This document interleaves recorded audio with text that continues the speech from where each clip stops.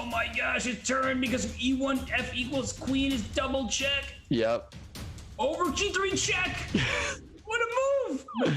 King H5. Oh my, Rook B5 check. Keep checking. H6. Rook B6. Is it a draw? Is it a draw?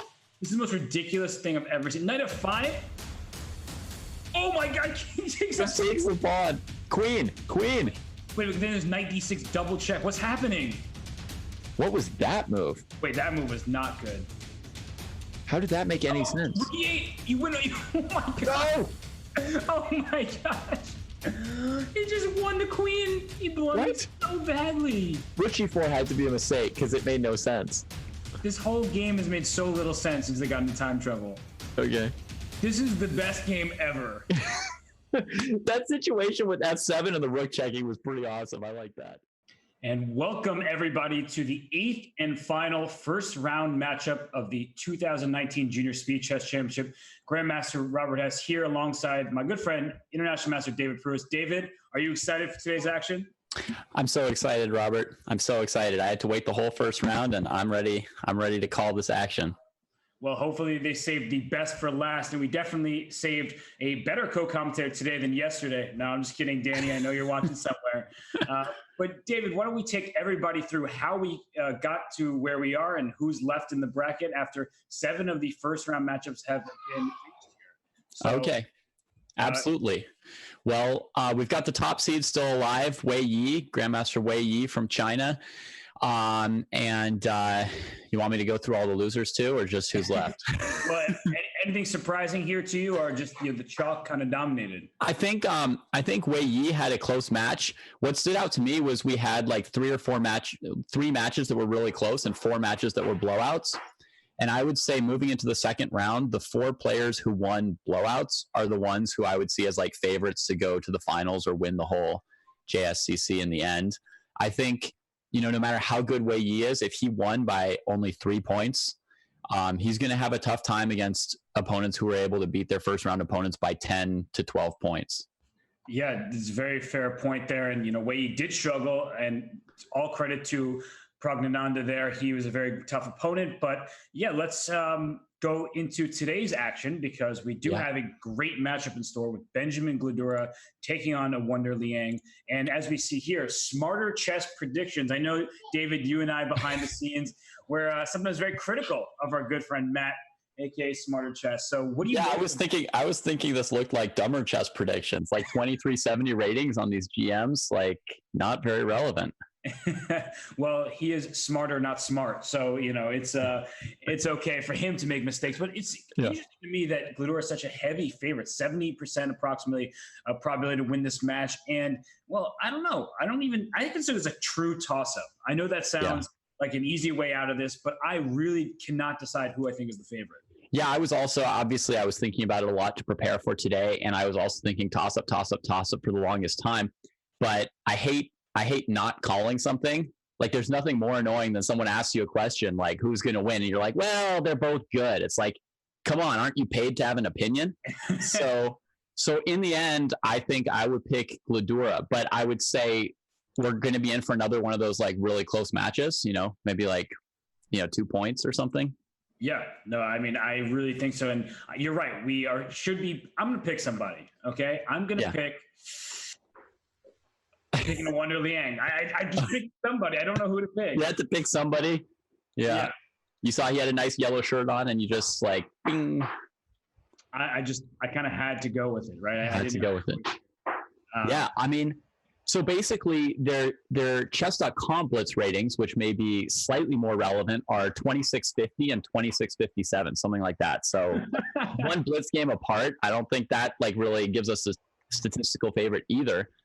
The interesting thing about these two guys is like they're young grandmasters who haven't grown up by playing Blitz on the internet. Like by now I'm used to these young GMs who basically like they became a GM by playing so many Blitz games that they just understood chess.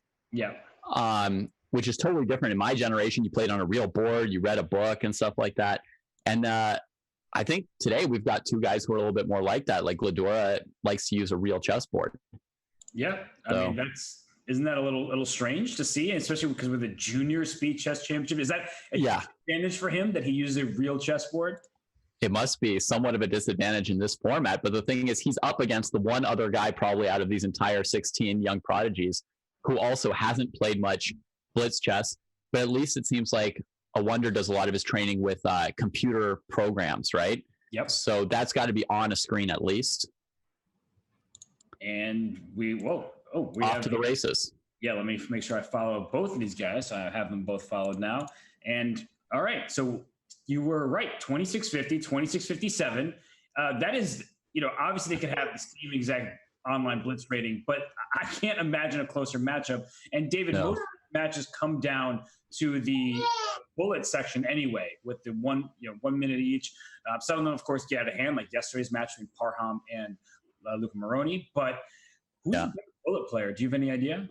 I have no idea. I would say that probably neither of them has really played much bullet. I looked up their accounts, and unless they've got other secret accounts, it looks like Benjamin played like 4 bullet games as preparation for this whole thing. So 4 is better than 0, I guess. Yeah. And Benjamin's playing very quickly right now. I mean, both players are moving along quite rapidly, and so far we see that it's a pretty normal setup. Black has traded this knight f6 to the e4 square for this knight that was on c3, right? This bishop got into the e4 square here, and now this bishop on g7 is trying to get open as well. What experience do you have in lines like this, David? Very little. Once a long time ago, I analyzed one game in this opening, and it was not even a game I played, but my conclusion was that after the knight trade on e4, Black had a reasonably comfortable game. Yeah, that one game of analysis seems to have served you well, because I also tend to think that Black is, generally speaking, quite comfortable. And the really annoying thing for White is you would love to move this knight from f3, but you also don't want to trade this bishop on g2. So oftentimes you see players make a move like bishop to h3 so that they don't have to trade the bishop on g2 when they make a move like knight g5. Of course, that takes important time away from White's position as well, though. Yeah. And I think that today we're going to learn more about this position, because this is what I predicted for Benjamin to be playing with White today, is one knight f3, and a Queen's Indian setup against it was one of the two things that I thought Awonder was most likely to do. So I think there's a good chance that you'll see a bunch more of this opening today, and I'll be able to learn a little bit deeper what the ideas are for White and Black here. Yeah, I would definitely play bishop h3 here, like almost immediately. And the reason why I want to play bishop h3 is, well, I keep drawing arrows in the wrong places. There we go, bishop h3, because you can't play e6, and there's bishop h3 is played. The arrows gave him time to catch up with you. Exactly. His train of thought is now on par with mine, at least in terms of speed, because the e6 is not possible, because now I have a second attack on the e6 square. And now I can get away with knight to g5, and your bishop has to go back to f5 where I'll capture and give you double pawns. So I think actually has gone wrong a little bit here, and I would be concerned about the next few moves to see if Awonder can hold this, because I definitely don't want to trade a bishop on f5. But I was thinking like b5 would be desirable for him for a while. I was wondering if in response to the bishop from g2 moving, Black would usually want to trade on f3, because they don't want the bishop on e4 becoming sort of a sideline target. The problem is, if you take on f3, just very quickly, and I take back, right, I'm soon going to swing my pieces to the e file, and e7 is going to be a real target. But I guess if you can put a rook and protect it and not get kicked out, then Black might not have too much to complain about. Mm-hmm. I said very skeptically, and like maybe they won't have too much to be worried about. Okay. But that means basically you'd be worried. Yeah, I do like White's position here. I just think that it's very easy for the rooks to swing to the e file for White, and the pressure on e7 is going to be very annoying. Yeah. So then I wonder what Black should have done about the bishop on e4 from the moment that White played d5. That'll be something to sort of think about a little bit in terms of like how Awonder wants to play this position if he gets it a few times in this match. It's like, as soon as White plays d5, what's the reaction from Black? Should Black play b5 immediately there before bishop h3 even comes in? That's what I was thinking, right? Because if we just, now it's underway, but if you played b5, you're undermining the defense of d5. That's the whole point. So it didn't seem like you needed to wait too much time, to play queen b7 first. If we just go to move 15, actually, after d5, b5 right away, you had the same exact purpose undermining the d5 pawn. And maybe you could have got a more useful tempo in the interim rather than queen b7, which doesn't actually seem, clear now, or queen b2. Now he may be ready to answer knight g5 with queen b2, right? Like give up the bishop for knight, but without giving white the open e-file. I think I'll avoid the queen trade, right? So I actually like this move h6, which is your idea, David. But I think the problem with queen b2 first was if this queen had gone to b2, I would have queen e3, just putting more pressure on that bishop. So h6 forces the matter here. And if you take me on e4, now I take back in exactly your point. The e-file is not open. And maybe this is actually going to be more comfortable for black than I initially did. My other idea with queen b2 was that I was trying to get the c2 square for the bishop. I mean, there's tactics to see whether or not it works to try and escape out through c2, but it's possible that queen b2 would give you that option of bishop c2 if white doesn't go for all the trades. That's super interesting. Let's pull up the analysis board really quickly so we can actually show that, because your idea, David, with bishop c2 as a sort of distraction is very useful, because I was thinking queen b2, queen e3, and bishop c2 is something that actually honestly didn't even come to mind, but you're right, it is sort of typical because you can't go rook d2 as your rook on c1 hangs, but maybe there's queen takes e7 there. There might be queen takes e7, yeah. So it's getting complicated. It's tricky to know for sure. Yeah. The way that he did play it has the downside that white has a chance to challenge the b file with rook b1, basically right here. Right. So queen c2 instead of queen e3 so that you can challenge the b file, and then maybe put the rook on b3 such that you fix your pawn structure. No, he wants to go e4, and well, David, do you think f4 e5 is the immediate plan? Yeah, I mean, I see e4, I think e5. I mean, I don't think he wants a pawn sitting on e4. So sometimes you see something like that and you know the plan is to go forward. And it's funny, I just hung a piece in my head because I was like, oh, knight d7 to b6 to attack c4, but the bishop on h3 takes that pony square away. So very, very important for that. Otherwise, these positions can get pretty out of hand for white. If that knight could get to e5 or d4 or something, you can really lose control. And that's why I like this queen a3 move. Well, okay, rook e1 to play e5 to give it a defender, because you can't really play f4 when the queen on e3 check would have come in. You would have lost the e4 pawn. So that's why rook e1 protects this e pawn and allows you to go e5, opening up this e file once more and saying potentially your pawn e7 is going to be a backward pawn that I'm going to put some pressure on. Right. So now, still tricky for black. He has to look at ideas like rook b4, rook b6. I mean, my brain suggested g5 as well, but there's some horror associated with g5. I mean, it does make some sense because it's not like you're getting mated on the light squares. So you're opening up a diagonal for the queen and giving the f5 square. But g5 actually makes a lot of sense because if you get g4 in, and then I see a future where the knight goes to d7 to e5, that would be super ideal. But I guess after g5, I'm immediately playing e5. E5 without the f pawn, yeah. Yeah, just trying to break through quickly. Yeah, that makes sense. So your ideas with rook b4, rook b4. I preferred rook b4 a little more than rook b6, but both had their clear merits. And Me now too. watch out. Don't blunder a rook. Okay, he put his rook on b1. Now rook b7. Rook b7 met by queen e1 check. Right. I mean, ideally, I would have liked to play rook b4 for black as well, but I wasn't sure what to do because I was seeing that white could switch back over to taking the b file from us, and then I didn't see any way for the f8 rook to challenge for a while. So this could be a squeeze. A strange move that just came to mind. What about king f1 here? Is that just, or king g2 makes more sense probably, just getting the king away from queen e1 check so I can move my rook up? But I don't know how strange it is. I was looking at king g2, so we're on a similar wavelength. Oh, okay. So f3, I of course considered as a way to protect e4 and keep it safe. But it feels like that just makes your king even more vulnerable. Right. And look how quickly Awonder reacted to that. I mean, after f3, which may or may not be a move that you're predicting, he immediately h5, h4. He definitely knew what he wanted to do about that. Yeah, h5, h4 makes sense to get a quick activity with the pieces on the board. But David, the downside as well is in an endgame, if white does eventually go f4, this pawn h4 might just be lost, right? My king can go quickly to h3. Yeah, there's so much going on here. I mean, black finally got the knight off of f6, which is nice. You know, getting control of d7 gave him a lot of maneuvers with the knight. He was able to counter the b file.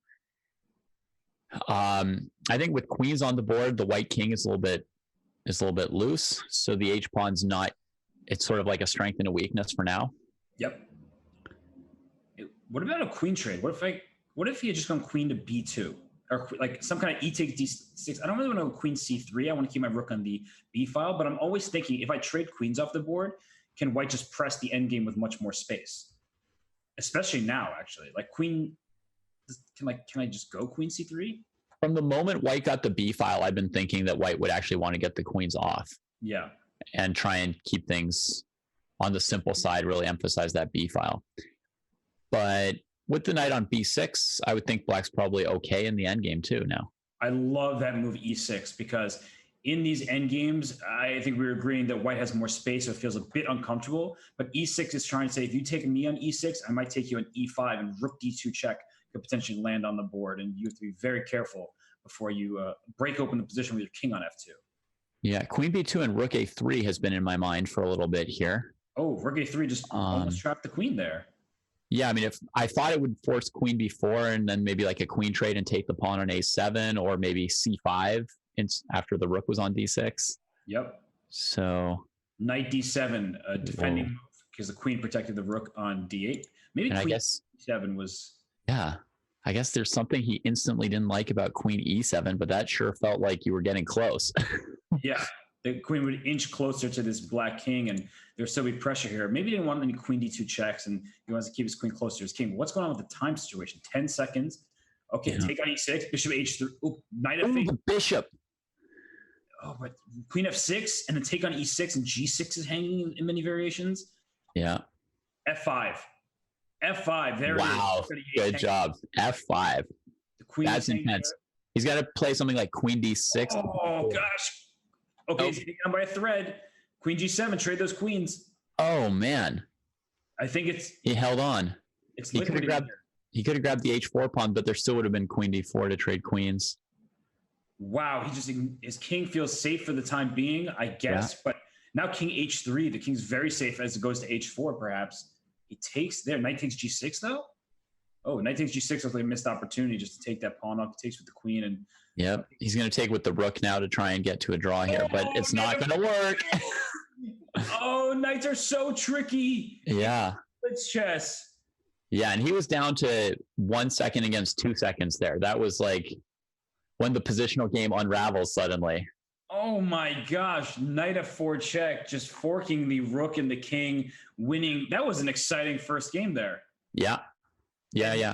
And now that Awonder has a 27-point rating gap, I think now he's the heavy favorite, right? It was basically pure positional goodness till they were down to 10 seconds each. Oh yeah, he's the heavy rating favorite now with 20 more rating points. Good one. He's pulling away now. Yeah. But that was as tight of a game as they come because it looked like white was better for the majority, but Awonder was hanging around just long enough, getting them into mutual time trouble. And even after this f5 shocker move, he was able to survive. So all credit to Awonder Liang. Yeah, that was fantastic how he chose to handle that f5 move, actually. Yeah, I mean, allowing that pawn to g6, but swiveling his queen over to g7, and it was just all covered. It's one of those games, David, where, sometimes I see these matches and I'm like, okay, it's clear that what was a3 and then a4, mouse slip and then fixing it. Can we just go back a second here? A3. And he's like, now that you've committed your queen to e7, I decided I was going to play on the queen side. Before, I was like, I only have 3 pawns on the 4th rank there. Yeah, queen e7, really bad move, taking advantage of this mistake. No, in all seriousness, that clearly was a mouse slip. And what I was going to say really quickly was I was impressed by both players in that first game. Usually we see just blunders back and forth. That just felt like a really hard-fought, good game. And while we're talking about impressiveness, I want to ask the daily question, which is which of the 16 junior speed chess championship players most impressed you in the first round? So of course these players are still going here, but get involved on Twitter with hashtag speed chess. And David, has anyone caught your eye as most impressive player? For me, I thought that Jeffrey Xiang's performance was really good. I don't know if that counts because I already knew that he was good, so it wasn't like a shocker or something, right? Right. Like, is someone allowed to impress you if you're already impressed with them before? Absolutely. Sure, right? Yeah, I think it's okay because, for example, everyone might have thought that Ali Reza Firouzja was the heavy favorite, or Mhm. the other players. And if you think that someone who's not getting enough credit, did a dominating performance, I feel like that's fair game. Yeah, I mean, I think that of the top seeds, I think that Xiang had a pretty tough opponent in Anton Smirnov, who I think is worth more than his rating, and who's a good speed player online. So I thought that it was kind of like a tough matchup, and he still managed a good margin. So Yeah, no, I that's my totally. pick. How about you? I thought Alexei Serrano was also very impressive because he was playing Esipenko, who's been a great player. He just performed very well in the Kwiatkowski event, and Serrano really took home that match in impressive fashion. So I think Serrano is someone that Levy Rosman, oh my gosh, night. Hello. We're talking that impressive. I mean, both these players so far have been great, but look at this, knight d4. And if we pull up the analysis board real quick. Gledura's done with the positional chess. He's like, not 4 minutes of maneuver in this game. Let's try something else. He's like, if you take me on d4, am I going to play e3 right away? I think he's going to take back on d4 first because those pawns are so sick together. I mean, those are beautiful sidekicks, right? Just one just pushing the other. I guess knight b5 was what worried me because then I saw that your d4 pawn is hanging. I closed the b file from any rook b8 attacks, and I wasn't sure you're getting there quick enough because if I was gonna play d3 next if I'm Gledura there. Oh my gosh, you have knight b5. Yeah, that might be the right way to go. Just straight. Was that bishop sort of nearly trapped on e2, right? I mean, it can't go to f1, can it?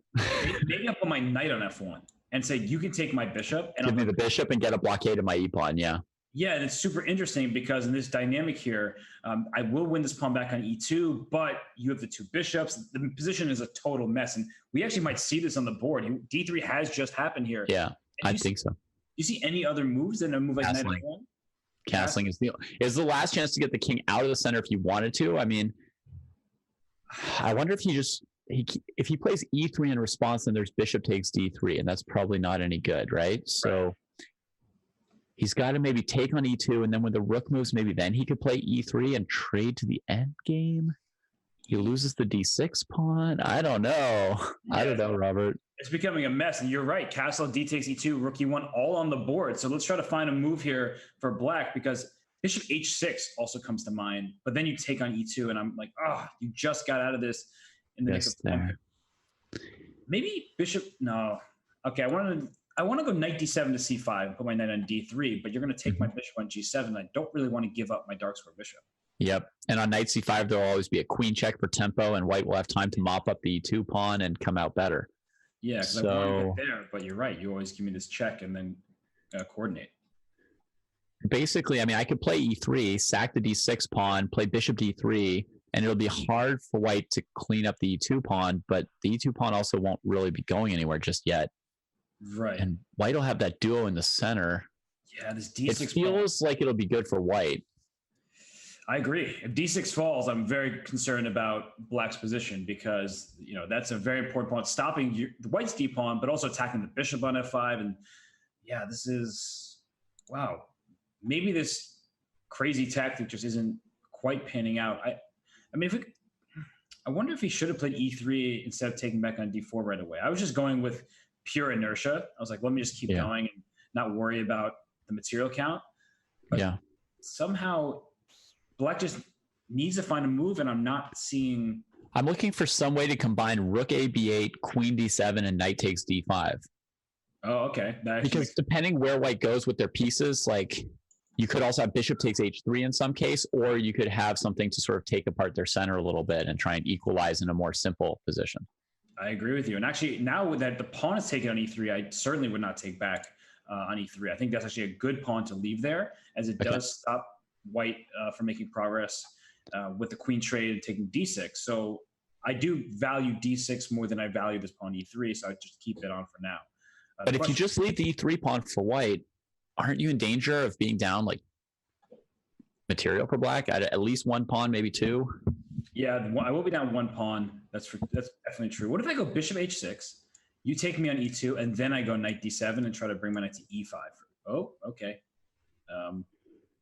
Full steam. Here comes the whole party.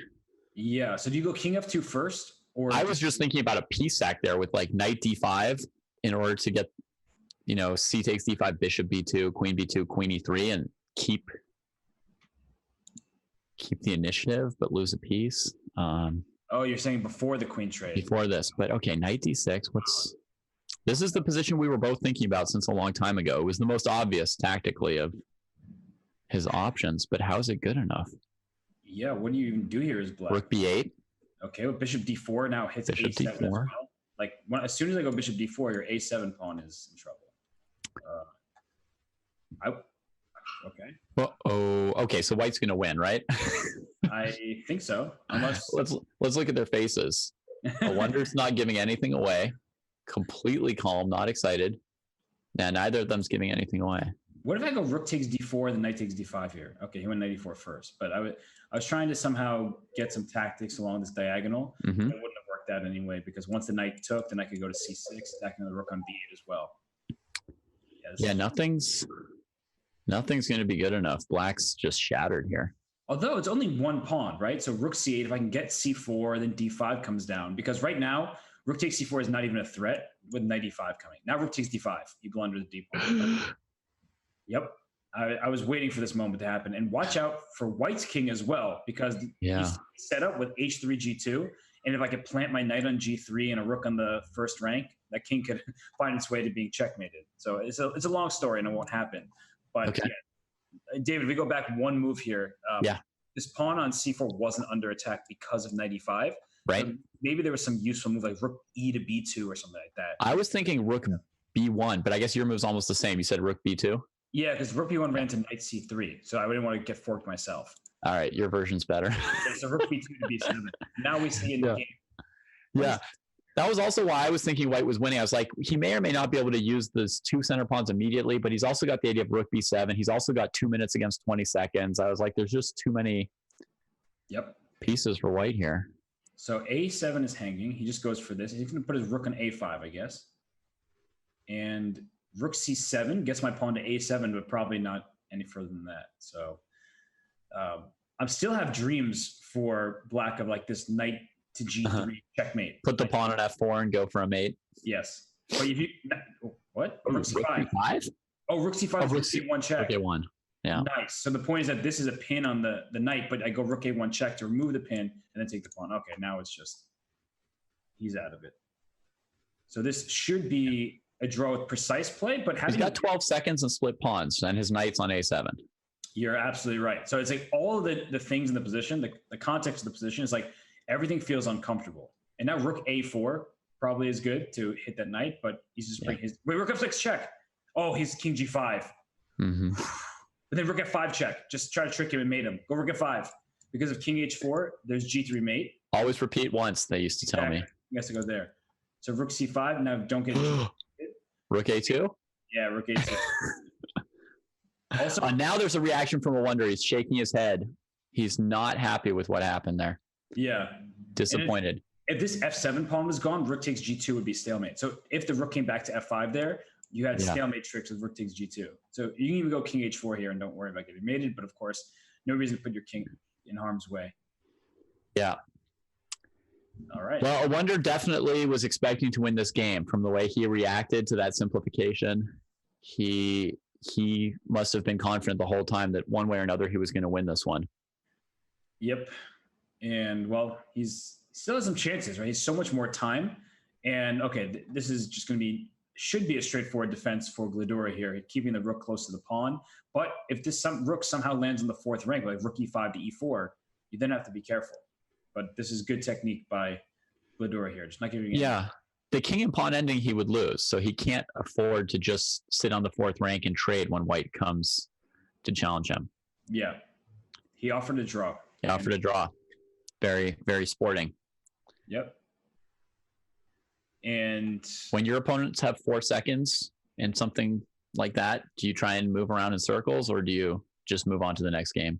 With the increment, I don't move in circles, but if it's a pure blitz game, I'm just going to flag you. There's nothing they can do about it there. Yeah. It's actually happened to me a bunch of times yesterday. I was playing Ray Robson, and we had like rook and bishop of opposite colors versus each other, complete and utter draw, but I had much less time than he did, so he just flagged me. And he was like, sorry, but I'm like, no, you did the right thing. It's a pure blitz game, you do it. When it's the increment, it depends on the match situation, because we should talk broader match strategy, right? When you're up a couple games and there's not that much time remaining, you want to milk the clock as much as possible. But we're at the beginning of the match, right? It just started. So yeah. So one thing that I'm noticing from this game is Benjamin sort of switching up openings. So he's kind of like poking and testing a little bit here at the beginning, not just hitting Awonder with one sort of planned repertoire, but trying to see where he's going to get the positions he really wants. The Catalan is another one of his most used openings, but one knight f3 is actually his most used move order in in professional play. So interesting. Yeah. And I'm always curious, David, what do you do in Blitz? Because I play every and anything under the sun in Blitz. Yeah. Everything. Do you keep to your stuff, or you just go for anything? I mean, it depends. It depends. Like if you're playing a Blitz match like this for several hours against the same opponent with something at stake and you really want to win it, right? You're not just like sitting down for an evening of Blitz to like have fun. If you really want to win it, then I would, with my own repertoire, I would play a bunch of different openings and see with which one I'm getting the better games against a certain opponent. Yep. And then if I find something where they're struggling, then I'll hammer that opening again and again. Makes perfect sense. But it depends. I mean, if somebody has a super narrow repertoire, like, I don't know, like Gelfand in the old days or something would have been somebody who had a pretty consistent repertoire. Then, I mean, you just play what you know, right? There's some people who just play the French and they just keep playing the French. Yeah. And as we talk about the players here, why don't we mention, the player cards that we have? Of course, we also interview the players before the match and get their thoughts. And these players in particular provided great insights. But here we see Benjamin Gledura. His interests are puzzle rush, which seems to be common amongst the junior players. And he says his strength is strategy, his weakness is opening. So funnily enough, we were talking about the opening and what you would choose, but he thinks that's his weakness. That's what I would have said for him too, that his strength was strategy and maybe weakness openings. I think he started to work on that a little bit. I've seen him just starting to diversify his opening repertoire. He just added the Sicilian recently. I mean, not that any like GM like hasn't heard of the Sicilian or anything, but he started playing it some in serious OTB games. A little bit of the Carlsen effect, some Sveshnikovs from Benjamin. I think it's going to be a good opening for him. So I think that's going to go well for him. And I mean, Awonder said that 1e4 is the move to play, right? His coach told him that.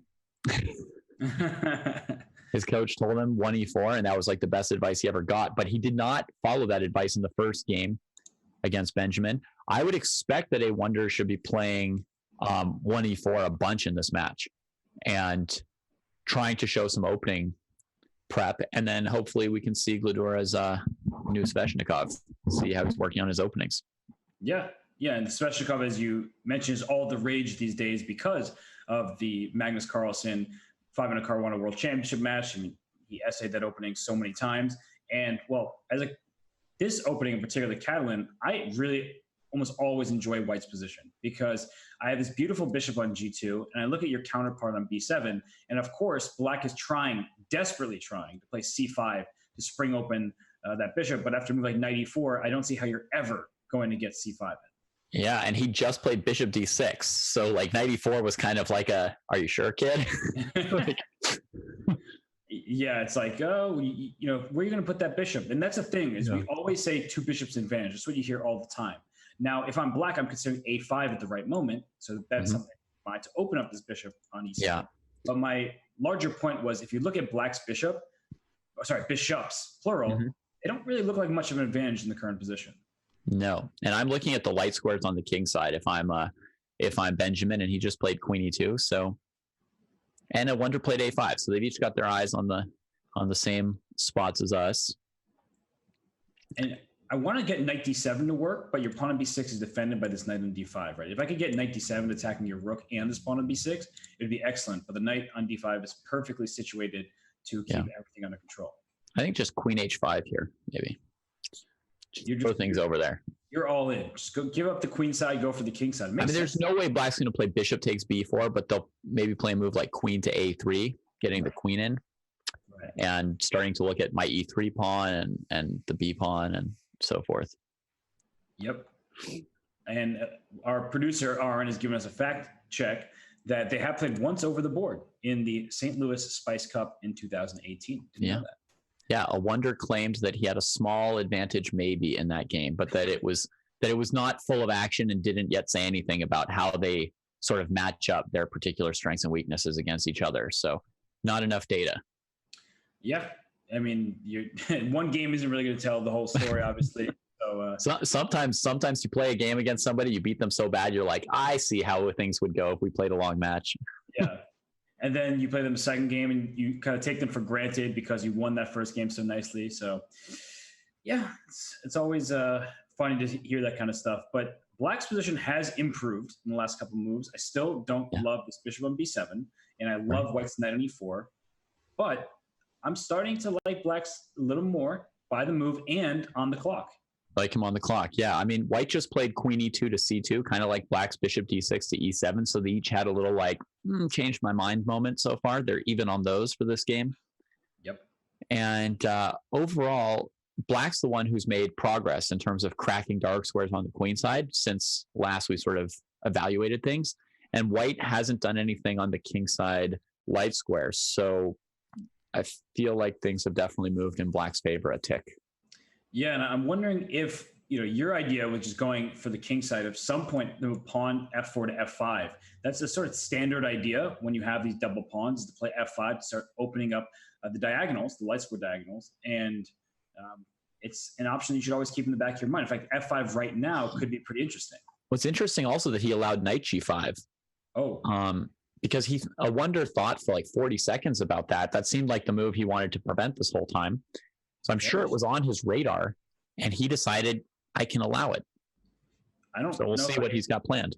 I don't know if I agree that he should have allowed it, but I guess he can, because he can always just put a rook on f8 if f7 is really under attack. But knight f6 should be the move, because you don't want to get mated on h7. And you definitely, at least in my eyes, I want to play g6, because then ideas with knight e5 feel problematic. But there's a rook on the c file facing this queen. So maybe you're just in time to get away with this move, pawn to g6. I'm not so positive, but it guess is an option. I guess at g6, I might even consider knight back to e4. Like trying to get my knight to f6, but then your bishop does retreat to the dark squares over the king side.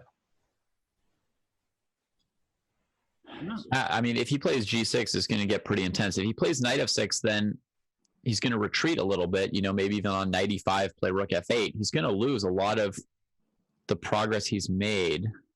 Yeah. If he plays g6, then he's still in position to play moves like knight e3 and, stuff like that. So White's going to have to hurry up to crack things, right? We're going to see a sacrifice soon on e6 or g6 or something like that.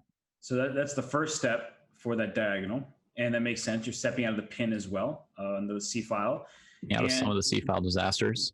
Bishop f8 to g7 is what immediately comes to my mind. I mean, I'm just getting my king to safety by bringing my bishop there. And if you put knight e5, actually, then you're threatening f7 on the spot. So maybe knight e5 is just good. That's very sane of you and Awonder to play bishop f8. Yeah, but it might not work out very well, because now f7 is hanging. So even if you go bishop g7, it looks like you're pinning my knight. But of course, I can still go knight g takes f7. Yeah.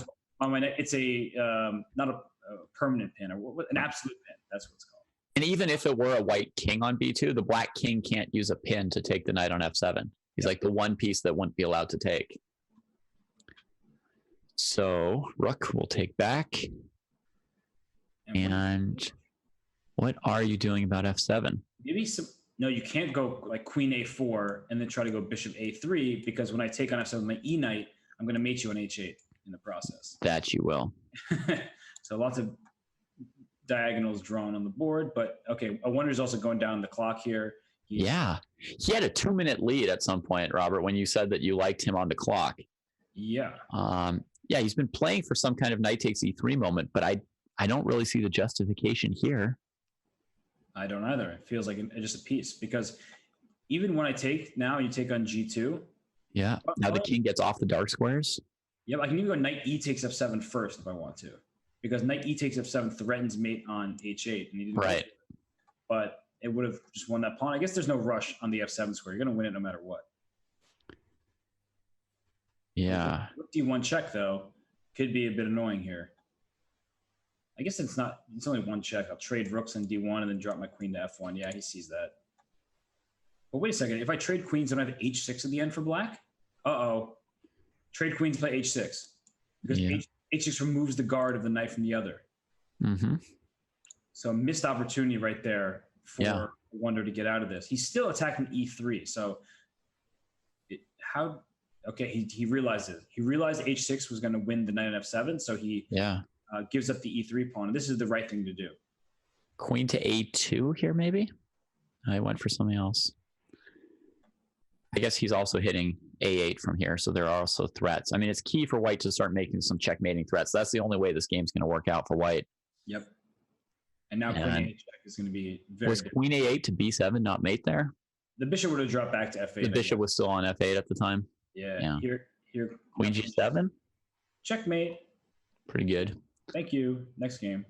All right. Wow. That was something. Yeah, I think that opening worked out for him, but then there was also a phase where he drifted, where he wasn't sure, got a little bit low on time without coming up with a concrete plan. So, and Awonder is just completely staying away from E4. Was his answer to that question all a decoy? Yeah, was his interview answer Stockfish says play E4? So yeah, best advice he ever got. Yeah.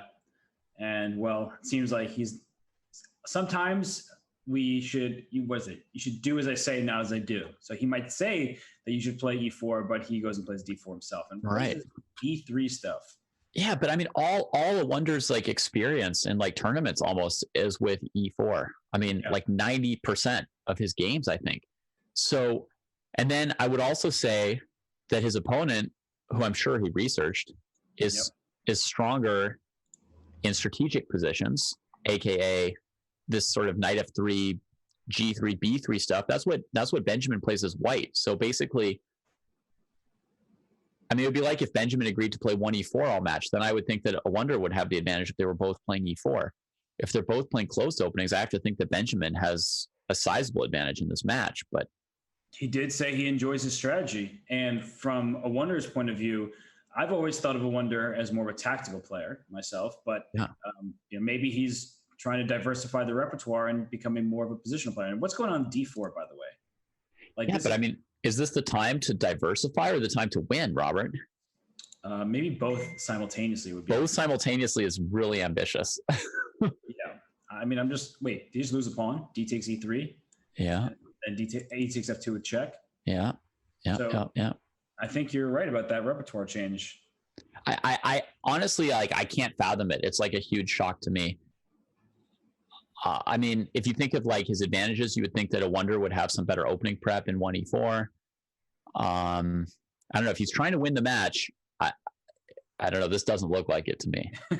Well, he is down a pawn with the white pieces on move 16. So I completely agree with you. This is not like a sacrifice pawn. Look at white's king side. You have only 2 pawns over there to black's 4. So E5, F5, E4 is what I'm thinking about for black. Just start pushing these pawns. F6. Yeah, this is like I played a supposedly solid opening, so I think there won't be any pawns hanging in the first few moves. Oh, oops. Yep. Just kidding. And so what now? Just knight D4? Yeah. That's pretty safe and sound. Now play F5. Yeah, he played F6. I wanted him to play F5 the whole time, like gain space on the king side as soon as possible. And also just limit the opponent's bishop with your own pawns.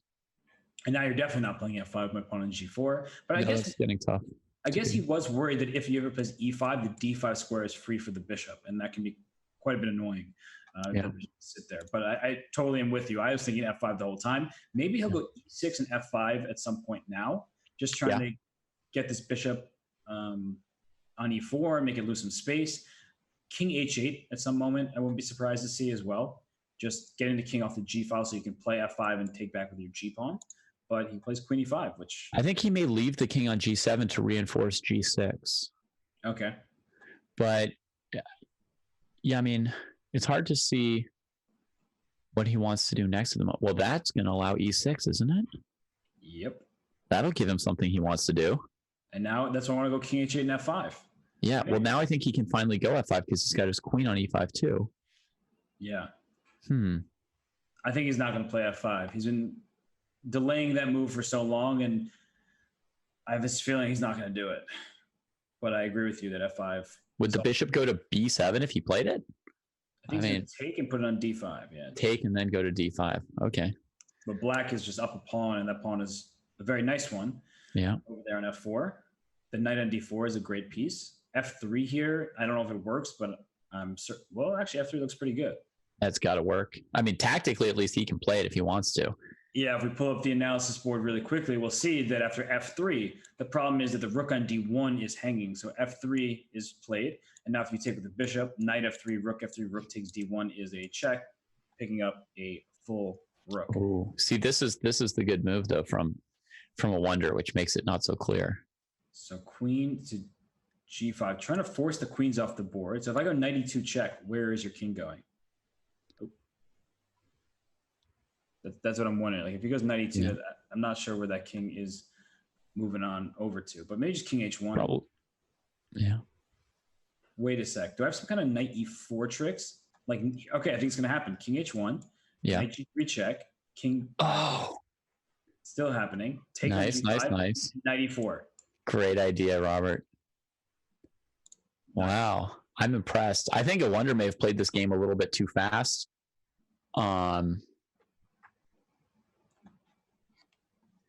Yeah, this is looking good for Gledura now. Up 2 full pawns. Just h5, king h6. You can play like that. And just all you want to do is put the g pawn on g4. Rook e8. It's even better.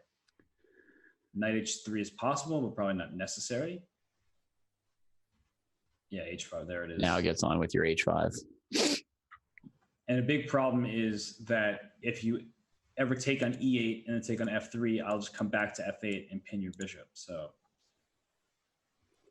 yeah, this is going to be. But this has been a really good game by Gledura so far. I mean, this game he's seen like almost every opportunity. Yep. I am a little concerned about the c pawn getting too far, so he has to be a bit careful. Oh, I was thinking like c pawn, shmee pawn. Like, I wasn't really taking it seriously, but maybe I should have. I don't think he's taking it seriously either, but I'm just like envisioning this pawn just going to c6 and always creating threats to keep my rook tied down to the back rank in an annoying way.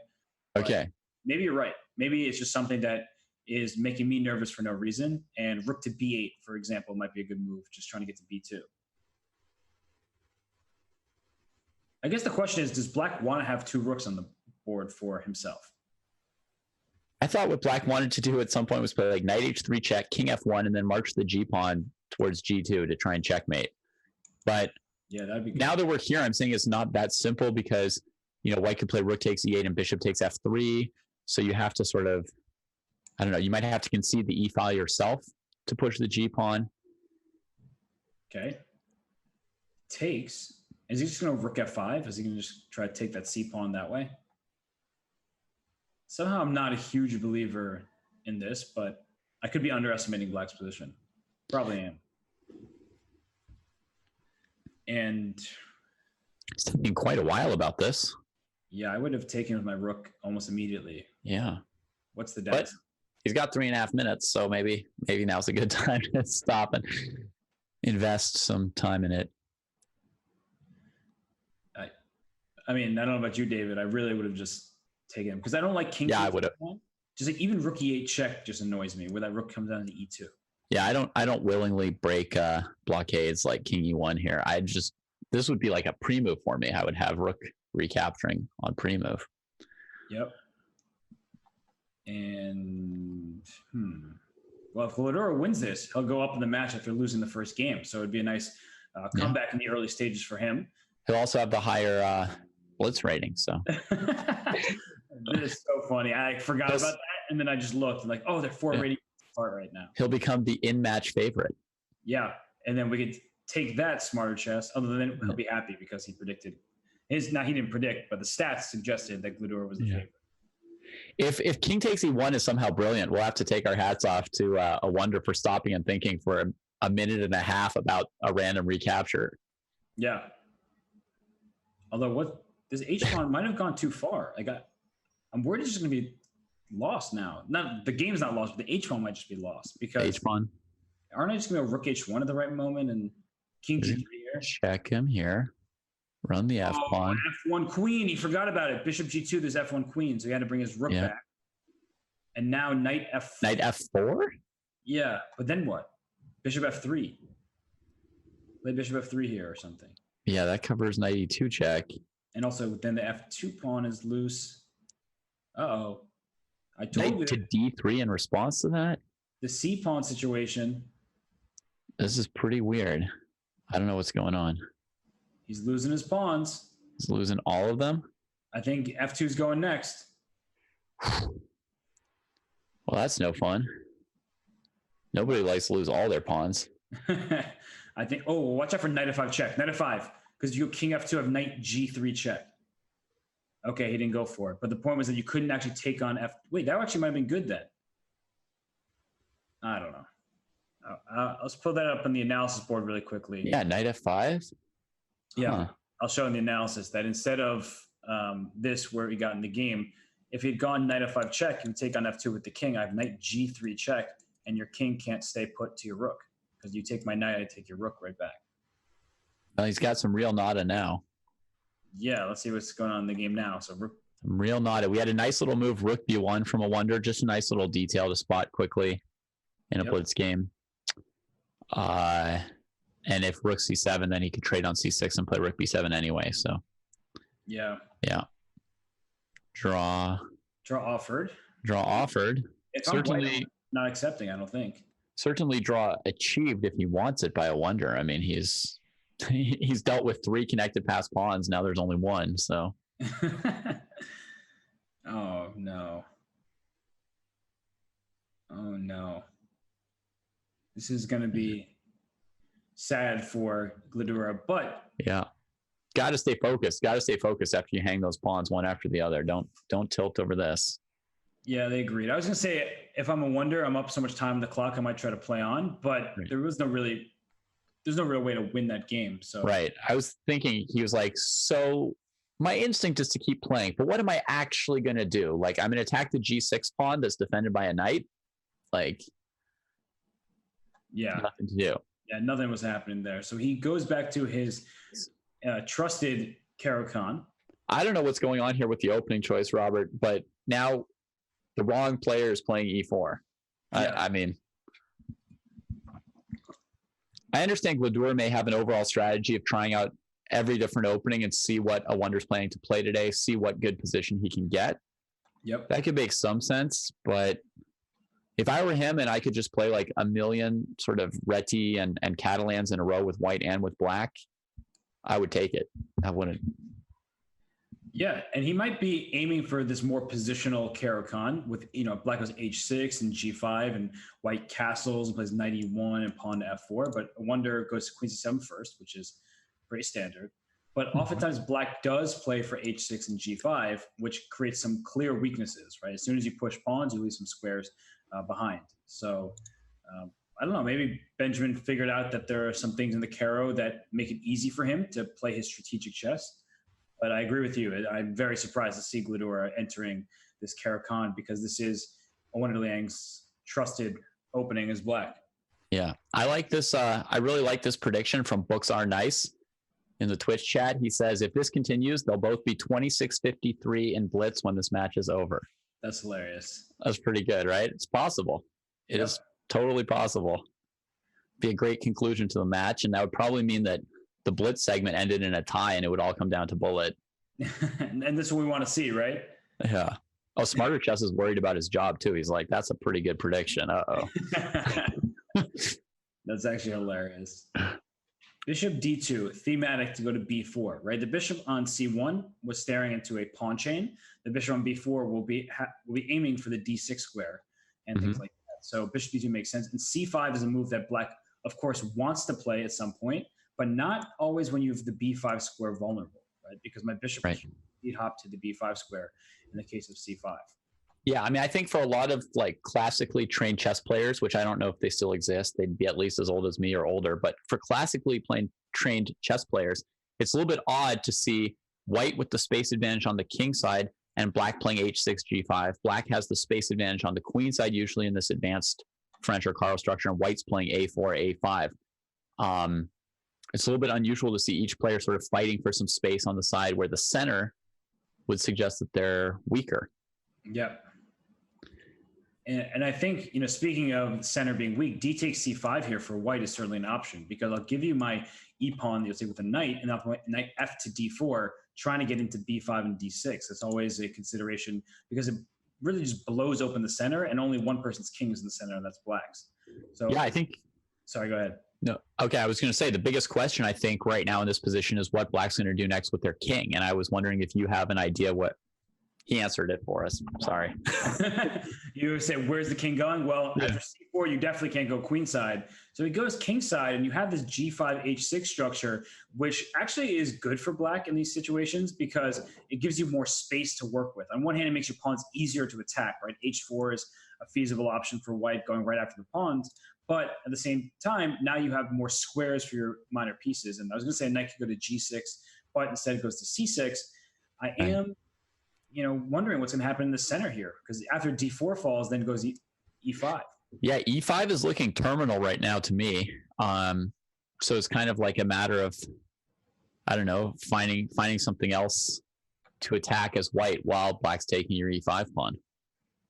Yeah, you definitely don't want to take on c5 and lose your e5 pawn now, because you don't get the same benefits as earlier, especially with your, like, if we pull up the analysis board really quickly, what we're going to show is that white's queen side is in some ways overextended, because he's trying to hang on to e5.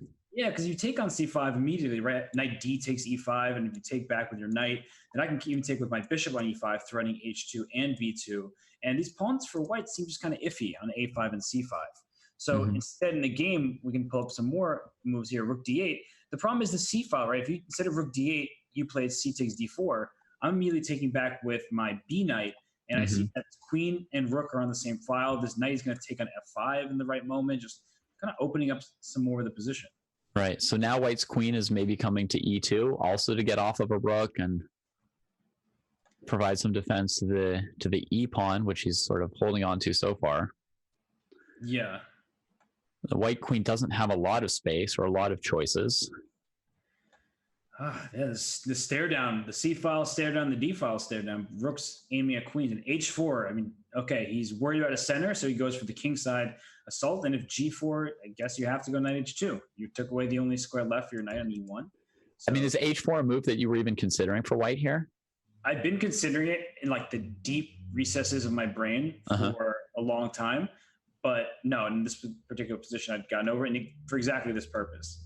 You sacrifice this G pawn to G3, and now E5 is falling. I mean, look how many attackers there are. 2 knights, a bishop, and a queen, all staring at this E5 pawn. It's an arrow in that square. I was in this mental space where I was so worried that black was about to play G4 that I wasn't even thinking about H4 in that position. I was thinking like I needed to have knight H4 if black did it, or I needed to do something in the meantime myself before black played G4. That makes honestly perfect sense. And I'm wondering if white isn't trying knight G4 himself here, just to try to get some activity on the king side, go after the H6 pawn. But you have to calculate, if knight G4 is bishop going to take on G4, and then I'm going to take on E5 next while your queen's under attack on G4. So that question. But okay, so some other weird stuff coming down. Can bishop takes E5 be played? No. Because rook takes E5 would probably refute it. Yeah, exactly. I would sack the exchange there. And now, well, white's getting some play, but I like this exchange sacrifice. In general, I'm a huge fan of exchange sacrifices, but in particular this position, it looked timely because now the pawn on H4 can actually be captured right now. And queen H4, right? Yep. Just keep going dynamic, collecting the pawns. This is probably already terrible, absolutely terrible for white, because if we pull up the analysis board really quickly, we'll see that you want to take on E5 and take on D4 if you can, but that's why knight F2 was played, because if you took on E5, knight takes E5 is even possible. You can't take with your queen on D4 because knight F3 check opens up that bishop to the queen, so I win your queen thanks to this check. And if you take with a knight on D4, I guess I even have knight G4 and queen F2 check, queen H2 check, all threats. It's looking very devastating. I like D3 from Awonder here. clearing more space for the other knight to come to d4. Oh, and then is it going to e2? Is that your plan? Yeah. Yeah. It's taking the escalator. Ugh. This is where you just sit there till you've got a few seconds left and then resign because you can't come up with the move if you're white. Yep. I mean, what can you do? Rook c7. Okay, that's at least a reasonable move. And if you go to rook e2, excuse me, knight e2, I'm taking it right away. Oh, okay. Can you go rook d2? Queen g3, yes. Threatening rook d2. I love it. So knight e4 makes sense. Knight f3 then, though. Yep. GG. That was sad news for... Yeah. It happened so fast, couldn't even point out that the rook on c7 was lost by the queen on g3, which is why the resignation happened. It would have been a clear exchange up for black with the attack. So that was why resign happened. All right. Awonder takes the lead and heads back into some kind of a Nimzo Larson stuff. Yeah, I always just called it B3, and then the B3. Every time I play it in a Blitz game, it goes Nimzovich Larson attack. I'm like, when was that called that? Like, never did I hear. Never. Yeah. Okay. I mean, when did they name that? I mean, presumably when Nimzovich and Larson were around. No, I think I've heard it called like the Larson. Yeah. But if we want to just call it the 1B3, that's okay with me. Okay, good. Glad we're on the I was sort of saying it's stuff because it's like sometimes he starts with one knight f3, sometimes with g3, sometimes with b3. It's kind of like he's playing the moves in whatever order he feels like. Yeah. At the start. I mean, in general, I think we can agree that Gledura's style is very non-committal. He's not playing sharp Sicilians where you know you're entering the heat of the action very early and one mistake can lose you the game. Of course, that's true in any position. One mistake can lose you the game, but it's less sharp positions. And he has to contend with the fact that, okay, with the black pieces, Gledura is just hanging out. He's trying to aim at the queen side, so this rook can't really move from a1 because a3 falls. But Gledura also has to be careful because h5 is now a pretty substantial threat. And I would take with the d pawn now, I think, to open up my queen towards the king side. All right, so you're getting pretty aggressive here if you're Awonder, thinking like checkmate is feasible. Yeah. And the best way to deal with checkmate is if d takes c4, is probably play e5 for black. Yeah. Or bishop e5 even, and just challenge in the center. So the king on e1 maybe doesn't give me the most confidence given that. Now, why do you say h5 is such a big threat? I feel like I could take it or play g5 myself, pass it by. I feel not very threatened as black here. Okay. I mean, I guess I somehow want to go h5. If you took me on h5, then I go g5, right? That's sort of my plan, is to give up my h pawn to open up the h file for my pieces. Okay, I can see how that's kind of scary. But you're right, and that's the good response. That if I do go h5, you probably should go g5, and then it looks scary because at h6, continuing to try to open up the position, but maybe you do get away with g6, and then I'm like, look at that bishop on b2 staring down the length of the diagonal. But if I can play e5 there, then I can probably close the diagonal and shore up my king side. Yeah. So that suggests that our instinct is right, that black should be playing e5 if white plays dc4. Just be prepared in advance. For that. But after b takes c4, there's this possibility to increase the pressure against a3 and b2, the whole queen side. And now I would want to double rooks on the b file. I guess I have to watch out for knight a5, but I'm surprised to see Awonder put another minor piece on the b file. Yeah, queen jumping over knight to b7 would be a great move, but sadly we can't do that. But I'm totally with you that knight b3 hits a5 and also trying to go to d4 to attack c6. But you're right, it feels sort of artificial in a way. Yeah, like if I play rook b6 here, defending the c pawn in advance, are you really going to play knight a5, rook a8? Is he really going to do that? Right, like this pawn might just walk you into more danger over here. Yeah. It's one of those nice looking moves, kind of prophylactic in nature. You want a4 to save the pawn and maybe just, okay, rook c8. But this is what I didn't want to see happen. Like I feel like white's attack now is relatively quick. Right. Well, now the knight's got the f5 square in some cases as well. It's like you brought it back into the game with a4. But look at that. e5 is now actually with a tempo. So it's a very important tempo. And if you take on g6, maybe I can just take on d4. Say your attack's not quick enough to give me a full piece. You would have to take on d4 there if white takes on g6. Yeah. And I guess you gotta believe in what you're doing. Now there are many questions I have. One of which is, can I leave my pawn on g6 and let you take there? Okay. Can I even just get greedy with knight takes g4? Because your king is still in the center as white as well. What about pawn to e4? How bad is that? That's what I'm wondering next. Is exactly knight c5. Am I trying to go e4 and hit the d3 square and break open the position? It's getting messy here. Yeah, definitely messy here. Rook a1 to g1 is the best move. Just throw this rook onto the open inside here. Definitely a good one. d4. Wow. It's a little bit hard to predict the moves here. I think both players in this case, I'm glad that they still have 3 minutes each because this position is worth something. This is my dream for black. I wanted the queen on e4 this whole time, Robert. Yep. And now you got it. Now knight takes e4. Where's your bishop going from b2 back to c1? That's all I wanted, was to just embarrass the guy on b2. Yep.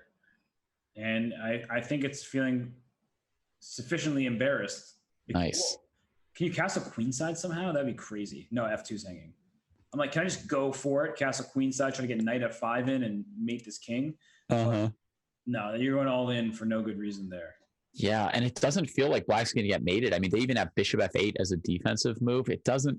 Right. It doesn't feel like the black king is like fully going to fall. I mean, white can create pressure against g7, but I don't see mates in this game. Yep. And well, what do you even do as if you go bishop c1 here? I mean, that's just the saddest move to have to play. But then what's your next move? Like if I give you 2 moves in a row, David, right? I'll give you bishop c1. I'll give you 1 more move. What would your next move be? For black? For white. After bishop for white. After bishop c1. Like what's white even planning next? Exactly. I don't know. I could play knight f5, bishop f8, but it wouldn't, do much other than get another move out. Rook to g1 maybe? Whoa, and castle queenside. All right. I like it. I mean, I feel like you had to. I would play rook takes b2. Rook takes b2 in a heartbeat, right? And just... Yeah, and then take on a d1 with check, and then maybe it's not necessary, though. That's the thing is, these are not my pieces, so I feel totally free to start. Yeah, just like, here. Yeah. Have Benjamin's pieces. Enjoy them. He didn't need them. Yeah, and, he took on d1 first, okay? Yeah. Bishop f8 is like so solid too, right? It's like, okay, I'm up in exchange. I could always take on b2. Yeah, I kind of like bishop f8 because rook g1 is probably the move. Or maybe bishop takes g7? I have 96. Exactly. We're on the same. Not gonna hurt. Right. So bishop f8 might be the sane move. We're going for the adventure, but bishop f8 might just be smart. Mm-hmm. It does defend everything. You know what would be crazy? So if we pull up the analysis board really quickly, It doesn't actually work out. But if bishop f8 were to be played, and if my bishop was, say, on c2 rather than on e2, knight h6 check would be a great move, right? Imagine this bishop. Like trying to go mate your king over here. But unfortunately, we don't have the bishop there. And after takes, check here, king h7, I don't even have bishop d3 check because the knight's on c5. So that wins for black. Okay. So instead, we're left in this position. Gledura is thinking. He's trying to find a way to... Oh, how about this, Robert? Bishop f8, h6, g6, h7. Oh, you like that? There. Yeah. Going for that nice long mate there. So he just goes for this, but I'm not so convinced. Opposite colored bishops. Right. Knight e7 check, obviously, is looming. So king f8 here. Yeah. Is likely the move. Wait, I thought this would just lead to some kind of rook b1. Or wait, no, knight e7 check gets you mated, right? So actually, this is a fun to show on the analysis board again, to pull that up real quick. Instead of rook to b1, and this is probably going to fizzle out soon. Yeah. But if instead knight e7 check was played, king f8, knight takes c6, rook b2 check is a forced mate because king c1, there was knight b3 checkmate to this poor king on b1. Yep. So yeah, I mean we've seen Benjamin with a bigger pawn advantage than this not win the end game, and now there's opposite colored bishops. Wait, is that knight getting out though? Yeah, I guess you can go to h4 to f3. Ooh. Yeah, so there don't have to be opposite colored bishops anymore. Mm-hmm. If I don't want there to be, but I think my a4 pawn is so weak that this might be. Maybe go knight b3 to shield the a pawn from bishop d1 with the knight, and if you advance the g pawn, white can't take on b3. So if knight b3, can I just go king c3? Yeah.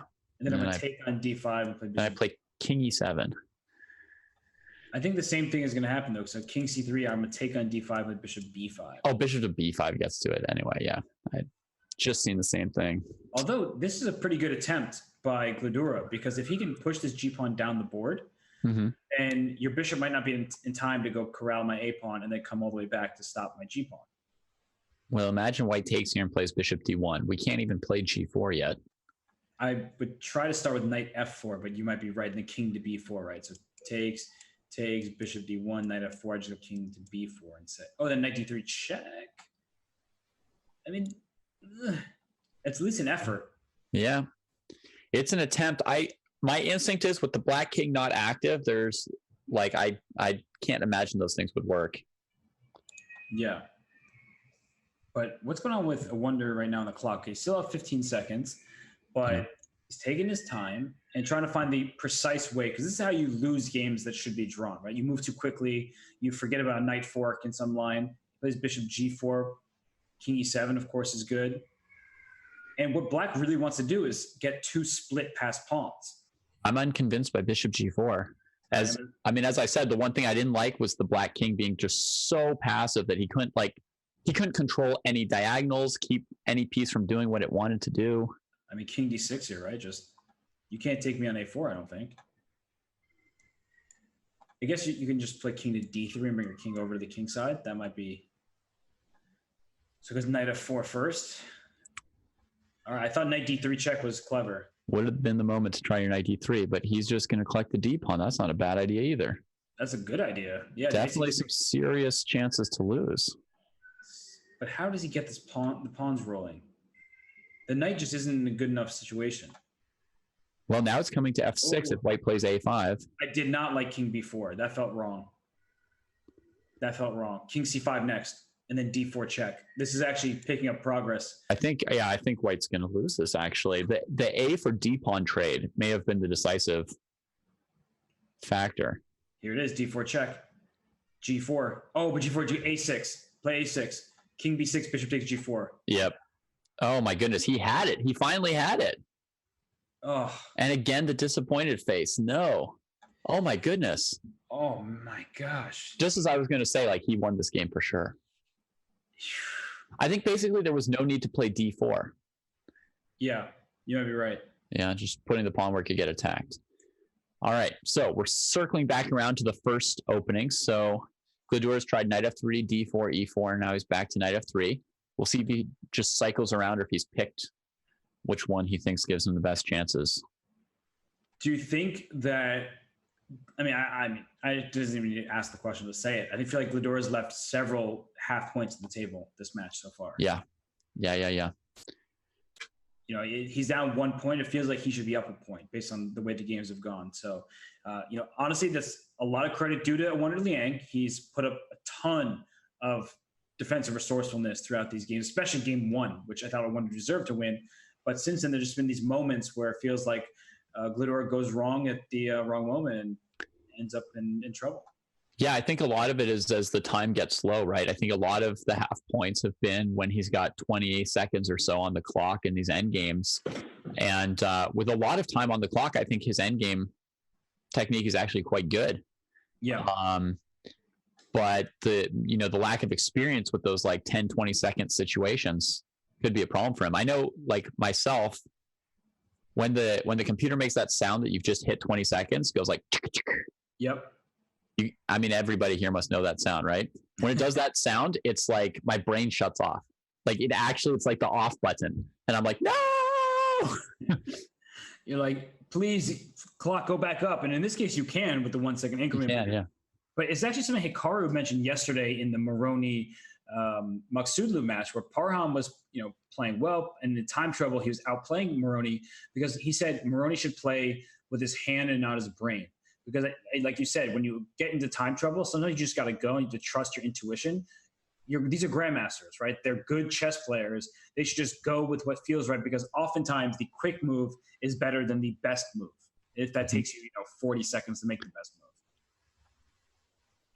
move. And here, if I am Gledura, it's a situation where, okay, I understand spending some time, but a move like queen to f4 comes to mind. B3 is just super natural. Doesn't get any more natural than B3. Yeah. Knight D4, just putting a piece in the center. Yep. Because the pawn at C4 is not really hanging, you're trying to suggest, because I don't really think it would.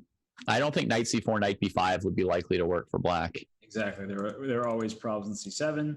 And here, okay, the knight's good on E5.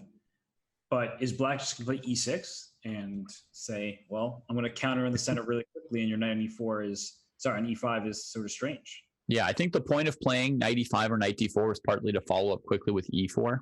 Yep. Try and expose some weaknesses before black can play E6, but we'll see how that works out. I mean, obviously, Awonder sort of predicted that with knight A6 to C5. He was not too worried just yet. I mean, I'm playing F4 right now for white. Exactly. Just take up space. Bishop H3 at some moment might be an annoying threat because D7 feels a little bit loose. And queen to E3 is natural. Then rook D to E1. Things like this, just the moves actually aren't that hard to play right now. Queen E3 to D4 looks strong. After a move like knight F7, I can just go queen E3 as mentioned, because if you want to take... Yeah, that queen needs to go. She needs to get up there, get out of the way of the guy on A1. He's the problem. He needs to come to E1, so the queen needs to get out of his way. And G4 is a huge threat coming up, right? Like your rook is just running out of squares. So yeah. If I get another move, I go G4. Okay, well, that's why he took. Now his rook has the F file to work with. Yeah. But so does white, right? That's a mutual thing here. Yeah. All right, E6 played. So knight B5, tempting. Yeah. Okay, it went G4, so E5 is not hanging whenever E takes D5 happens. Yeah, and now he wants to go straight to the F file. That's the reason for G4. He wanted to play on this side here. I'm highlighting the F6 square now because E6 challenges the center, but it gives firm control to white over that F6 square. And okay, this game Gledura has to get, right? Like, he cannot keep giving away positions where he should just be dominating. And knight B5 still is an option. Knight B5 still very good option. Yeah, if pull up the analysis board really quickly, there's a nice tactic, right? Knight to B5. The point is that once I get my knight to B5 move, then rook C8 does not work because I take on C7 and you take back up D6, forking queen and rook. So knight B5 is actually super annoying here. And what do you do after knight B5? E6, I guess. Ugh. Sort of by elimination, no? I mean, maybe, but I just don't, like, if you go D6, then I might take and put my queen on the dark squares. If you go C6, then I plug my knight into D6. So he played knight B5, and I actually am not sure I see a single reasonable move here. Rook F8 played. Okay, well, now I can just take on C7, I guess. Right. He gave up a pawn, but not his king. So I don't know. You take on F8 first, or do you play knight takes C7? Like, it's one of those moments that I think are important to sit and think and figure. He took on F8, but it was a curious moment indeed. Yeah, I think maybe Awonder's. I mean, Gledura's got to be worried that if he gives up any more of these positions, Awonder's not even going to be worried about losing a pawn, right? He'll just think like, well, anytime I need to, I can give a pawn and save the end game when he gets low on time. Yeah, you got to convert at some point so your opponent thinks they can lose. Right, and here the queen might come to H4 to do the same thing, just like. He hasn't been converting. It might be a little worrisome. He went knight B5, now queen H4, exactly as predicted. And you can go queen G3 and enter an endgame, but then this knight comes to D3 once the queens are off the board. So look at Awonder. When he's in trouble, he does a great job of playing quickly and staying ahead of the clock and making Gledura's life difficult. I would play knight D6 in a heartbeat if I'm Gledura, and I would even think on knight E8 check into F6. This bishop on B7 is under attack because then I'll take on E6. Right, so you can't just go taking on G4 because I take on B7 and I can take on B6 or I can take on E6, and all of a sudden this knight on B7 is in huge trouble. Yeah, I'm also feeling a huge need to reroute that knight. Yeah. Now there might be like queen D1 winning back the pawn on D5 in some lines. I mean, he can still go knight D6. King H2. Play knight. I just want that knight on D6 so badly, and it's gonna get there. I guess it will get there, but I mean. in addition to knight e8, you could play knight d6 and then put your queen on the f file first, like queen f4 or something, right? And then you've got queen f7 or knight e8. Yep. Black has to deal with both. That looks devastating, David. So can you just play knight d6 here? Like knight d6, pawn takes d5, queen f4. Your exact idea. And just go for a mate. Because you can't move your double. Once this pawn goes to d5, e takes d5, you can't actually move it because your bishop on b7 will be hanging after. So here he's just going. You're totally stuck like into Queen's Indian opening pawn sack. This and queen f4, man. Do you think he's going to blow this one, or do you think he's going to convert? No, he's got this. He's got this? I thought that like at least 2 games already. I was like ready to say, okay, so this game's going to be a win for him. Let's talk about the opening for the next game. And then it was a draw. Yep. But this is, I mean, I don't want to jinx it. Yeah. Because Gledura has, as we've seen, unfortunately, thrown away some very good positions. But here after queen f4, I don't really see how you don't win this game. Okay, he had queen f4 ready. This seems to force checkmate, which is pretty good. and the problem I see for black is there's no way to even threaten some checks, because you need to get probably 2 checks in your back pocket before your next turn, because I have so many mating threats that queen f6 check still protects the e5 pawn. So queen f6 here looks good. And then I go knight e8 in some order, maybe knight e8 first. I don't know. But knight e8 check, then I go queen f6. I'm trying to mate you on g7 as one of many good options. Yeah. Queen f6 played. Yep. I like this order. I guess the black knight can, if knight e8 black knight can go back to e6 to stop the mate on g7. So now queen f7 or knight f7? Knight f7, yeah. Nice. That's nice. All right. So you were right, Robert. That was enough to work with. That direct idea of attacking the king worked out for him. And we've got the first e4 from Awonder. Yep. And closed Sicilian. He is, back in when I could have qualified for the JSCC, this would have made me happy. A closed Sicilian, that's true. 6. I don't know that move. Okay. I guess they're just playing to play. Well, Awonder has started playing, I noticed, like some knight c3 and bishop b5 Sicilian. So he probably knows a thing or two still about this here. Yeah, and sort of the good news for black is that you have the 2 bishops. The bad news is look how far behind you are in development, right? White has 2 knights developed, big center, is already castled. All of black's pieces are left sort of undeveloped here. And wow, just going greedy. I like the decision. Just takes it. Wow. So, I mean, white can trade on e4, play rook e1, and then play d5, and there's a lot of tension for black to deal with. Yep. Yeah, this is going to get pretty interesting very quickly here. And I think this is a bad sign that Awonder sacrifice a pawn now is thinking. It's like, did he know that he was playing a pawn sack? Right. So he went rook e1 immediately to keep the queen on c6 so that d5 is more powerful. But how potent is this when knight takes c3, forces you to take back, and then d5 is as one option? I don't mean d5 is not necessary. Maybe c takes d4 as well. I guess cd4, maybe queen takes d4 to keep this bishop. Yeah. How about bishop e7, a developing move? I was worried about d5, but you might be just playing queen c7 back, aren't you? On d5, I was going to take with my queen, unless that's insane. No, that probably is just good. Yeah, you're right. Bishop e7 works. You stop the pin, the absolute pin, and so it doesn't work in time. So he takes first. I think he wants to play bishop b4, right? So if c takes, bishop b4, and that's why queen takes was played to keep an eye on g7. But now, I mean, yep, f6. I was going to suggest that. Really? Oh, cool. I just don't want your queen annoying me like that. Yeah, I was thinking queen c5. Because I'm very scared about pawn moves when I have these positions. But this bishop on b7 is about to be a wonderful piece. Yeah, again, I would have been focused on castling kingside. I would not be activating my pieces like this. It's interesting to see. Yep. So maybe rook, I would play like rook ad1, just try to compete for the center here. But it just looks like there's not enough. You're down a pawn. Black's pawn structure is better. The king is not that unsafe on e8. Yeah. I'm not buying this, David. No, I mean, and I think it's pretty clear that this was like, oops, didn't realize my e-pawn was hanging.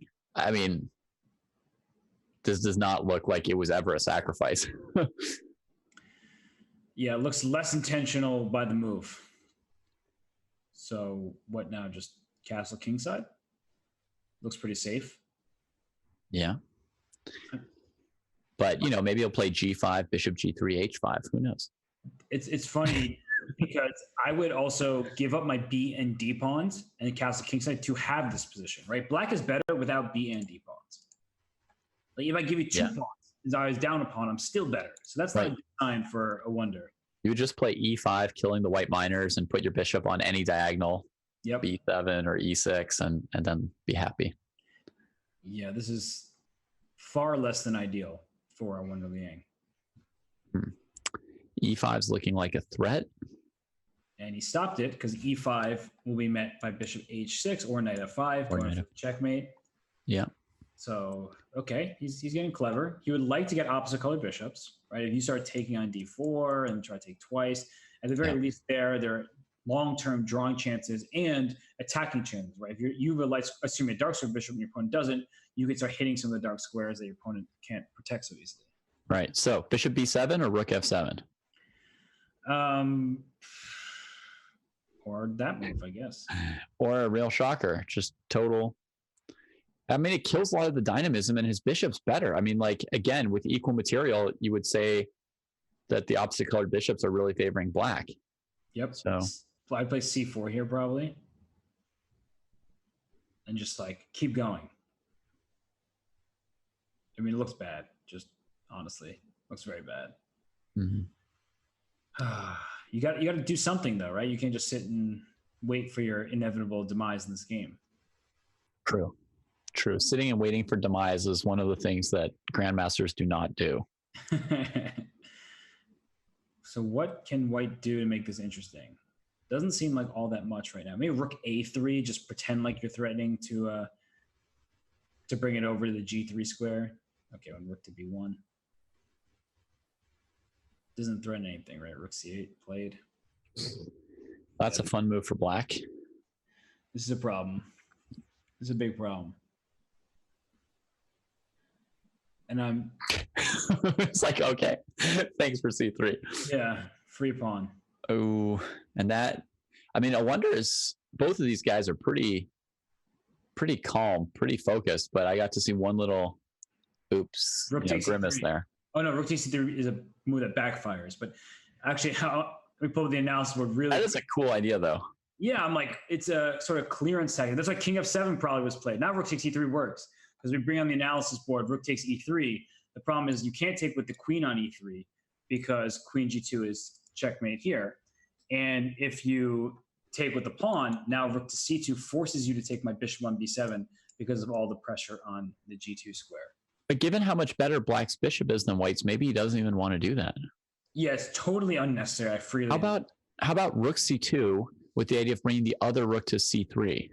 Oh, so you're trying to get this the old-fashioned way? Yeah, the totally not fair, give you nothing way. And well, speaking of the not fair, give you nothing way in the game, it's all a moot point because he went bishop c6 and went a4. I said, all right, you have a phantom attack on the king side. I'm going to put my pawn a4. You have nothing to work with. My pawn can even go to a3 next if I want. Right. I definitely can go to a3. And then I can go to a2. And wow. Bye-bye. Awonder sort of committed to rook b8 and letting the a pawn queen. And then Gledura said, sure. And he's like, well, I guess I'm not going to mate you. Oh, no. Yeah, if I must, I'll go get a queen. Yeah. Okay. So, okay, there have to be many good moves here. Rook b3 among them. Bishop b5 makes sense. Yeah, I like that. I like the bishop. This is a sad position for Awonder. How much time? So there's 6 minutes left. So the next game, this is the second to last game, most likely, in the 5-minute portion. And considering Awonder's lead on the clock in many of the games, I think he's very happy to get into the next portion. Like the 3-minute might go a bit better for him from what you've seen so far. Did you see the ticker? Pruis has said shocker 3 times in the 5+1 segment, a new JSCC record. Wow. That's a shocker. I didn't realize that I said it that much. That's definitely Smarter Chess getting back at you. That's what that feels like. I have a cool move. Bishop E2 here. I don't know how good it is, but Bishop E2 looks really good. Because it cuts off the queen's protection of the rook on E3. And he did it! He likes it. Yes! And King F2 is the only move to save this rook without losing a rook on A1. Then rook C2 comes. Then you get to put the rook there too. Oh, yeah. Calling tactics. I feel good about it. Man, Super. That queen on D4 is pretty exceptional. Super. And resigns. So now we have a 1-game lead is this Gledura's first lead in the match? I think it is. I think so too. Yeah. Okay. And he goes back to D4. No more E4 for him. He did kind of get blown off the board in that E4 game, that Caracan. So yeah. But he is rotating back through. He went knight F3, D4, E4, knight F3, D4. Yep. So it's like he's orchestrating some kind of a dance. But now he got the exact same position as the last white game, even though he started with D4. Yeah, it seems like Awonder is totally happy to go back to this line game after game. And, well, Gledura will oblige and say, let's do it. And Gledura felt good about that D5 game. I mean, that was his smoothest win probably, was the game with D5 and the space advantage. So, yeah, give it another whirl. What did he do? Bishop D2 to C3, Bishop E3 to D4. Makes sense. And Bishop D4, he's going to trade those off. Knight B4, Queen C1. Is that what happened? Knight B4. Can I go Queen C3? Yeah, maybe. Actually, I want to pull up the analysis board really quickly because there's certain themes here that I'm never quite certain about because, there are so many different ways to play this. And if you do play Knight B4, and I do, okay, well, let's go back. Move by Knight B4 and Queen C3 happens. If I take on D4 and you take back with a knight, is playing C5, a move like that, helpful or harmful for black?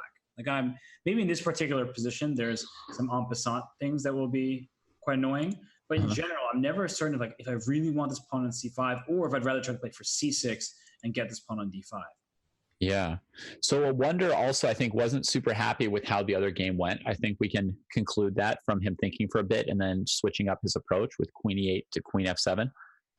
I'm so far just generally unconvinced about this opening for black with a space disadvantage and some weird pieces on the queen side. So I'm waiting to see the ingredient that makes this playable for black because so far I don't. Yeah. Moves like C5 at the right moment might hurt. Knight B3 and B5 might feel uncomfortable. Maybe I just do nothing on the queen side and leave your knights saying, well, these are kind of tacky knights, not doing much of anything. But the good news for Awonder is his queen on F6 is quite good. Right? That's a perfect indication for that queen.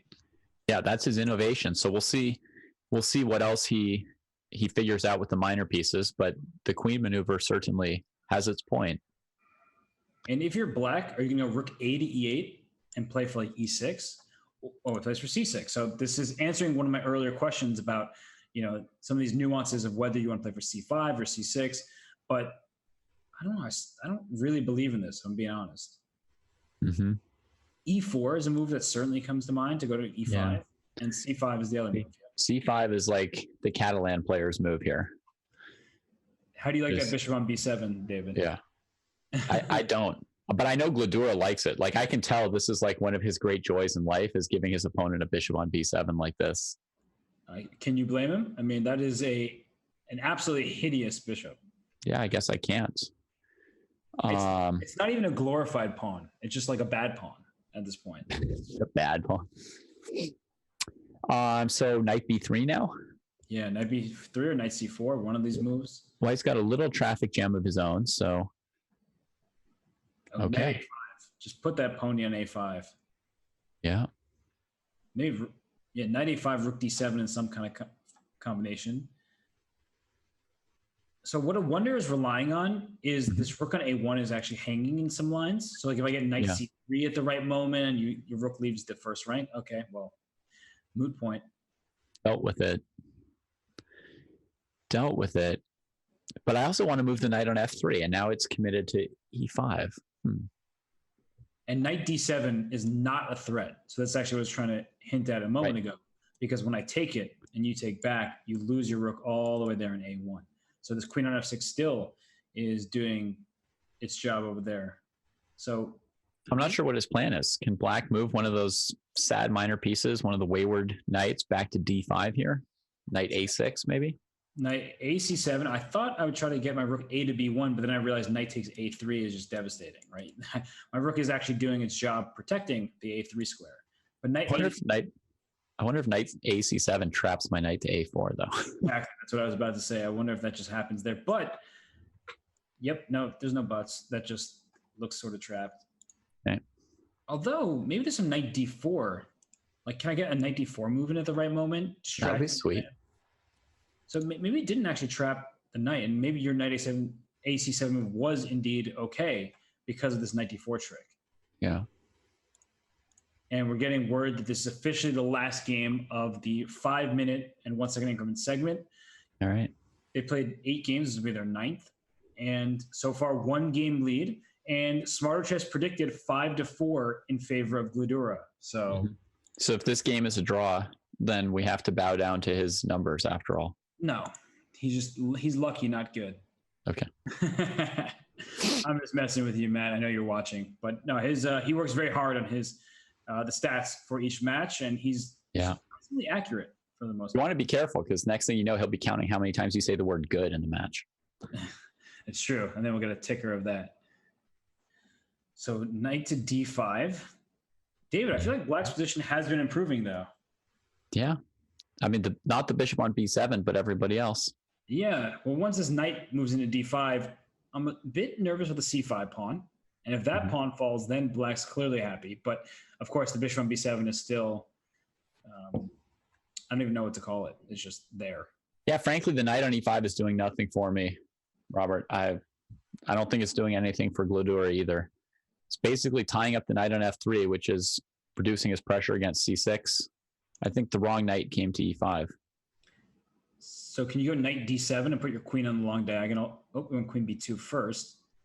Okay. That looks... So now after knight a b4, you're still sort of tied up on that diagonal. Yeah, well, knight a b4 looks so natural. Even knight takes c5 at some moment is... that's why I want rook b8 probably, so he can move his bishop away. Knight d7 wouldn't normally be a great fork, but your queen's hanging on b2. Yeah. Queen d4. Okay. Centralization. Maybe e4 is coming for white, but probably not. Because e4, the problem is once f takes, queen takes, there's knight c3 with a fork. Good news for Gledura is the clock.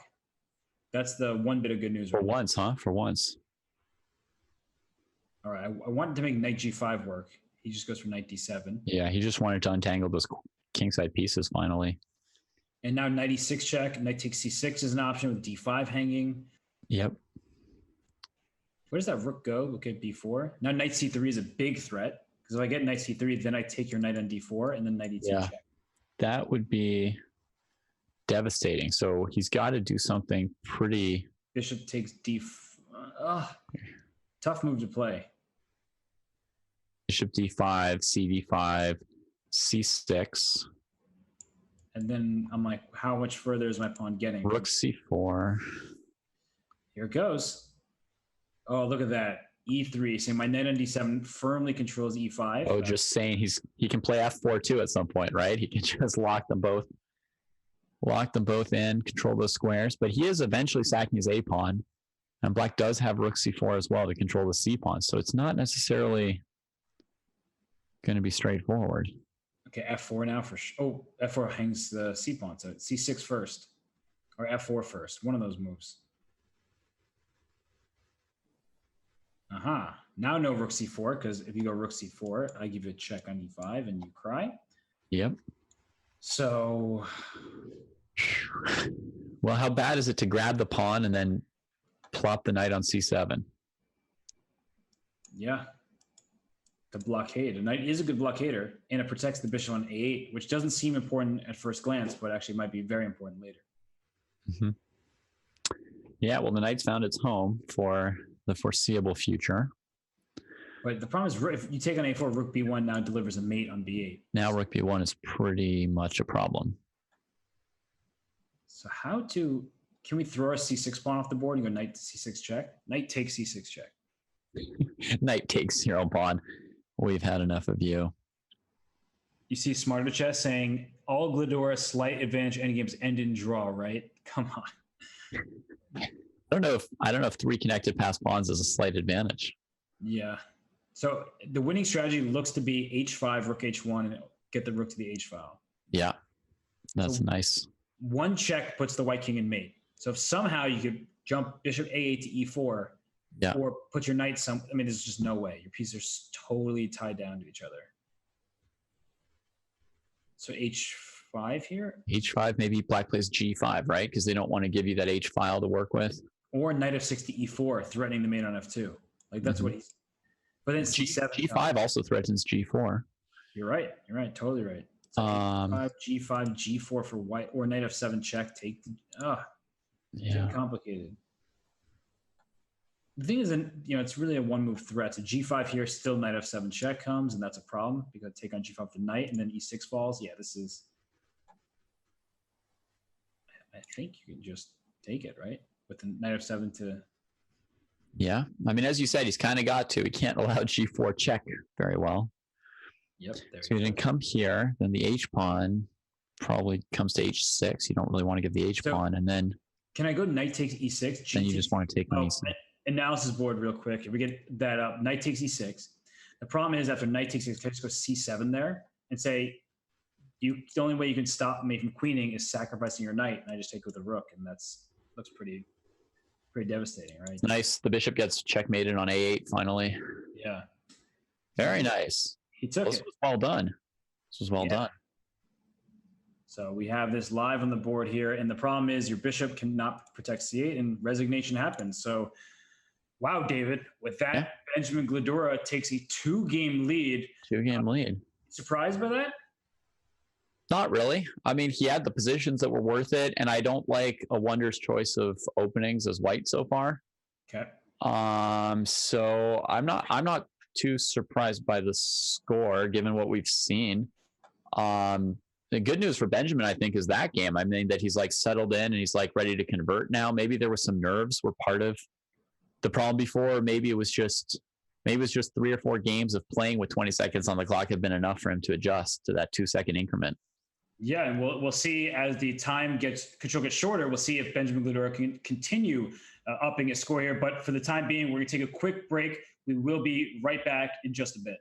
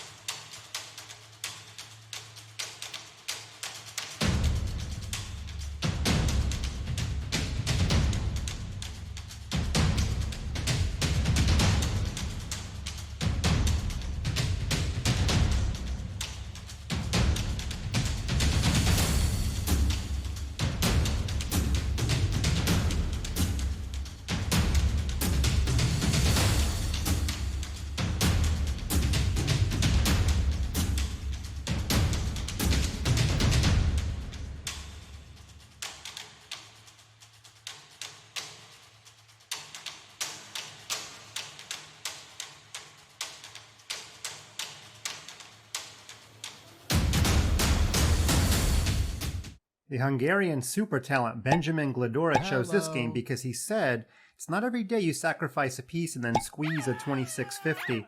Yeah, in fact, it's so rare, Benjamin, I can count the number of times I've done that on 0 fingers. He made the correct decision here. Bishop takes b5. In fact, you better take back, otherwise you're just down a pawn. It's really important to take back with the knight. That actuates the battery on the d file, getting us a third pawn. And after queen a5, knight takes d6, of course the knight is way too strong, it must be removed. But now black has kind of a problem.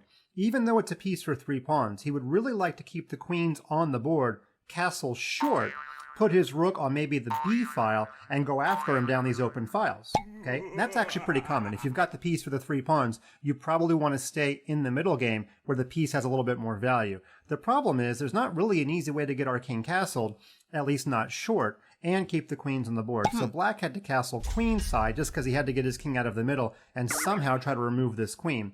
But after e5, bishop e8, white traded queens, and after takes and takes, any thoughts of attacking the white king are over, and these 3 pawns are going to come alive in the ending. In fact, things got worse for black because not wanting to choose a passive square for the knight, he chose knight to d5, but after takes, bishop to d6, eventually that cuts off the rook's protection of this pawn.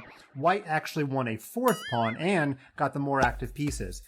And as you might guess, these 3 pawns on the queen side did come alive in the ending, and after a further 30 moves or so, white went on to squeeze black and win in the ending.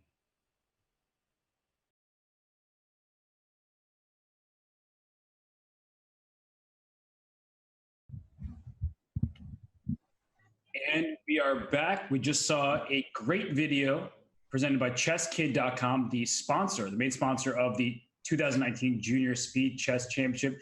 David, I've seen Chess.com for years now, and I never get tired of those animations. Do you know? Little boing, doing. I gotta hide.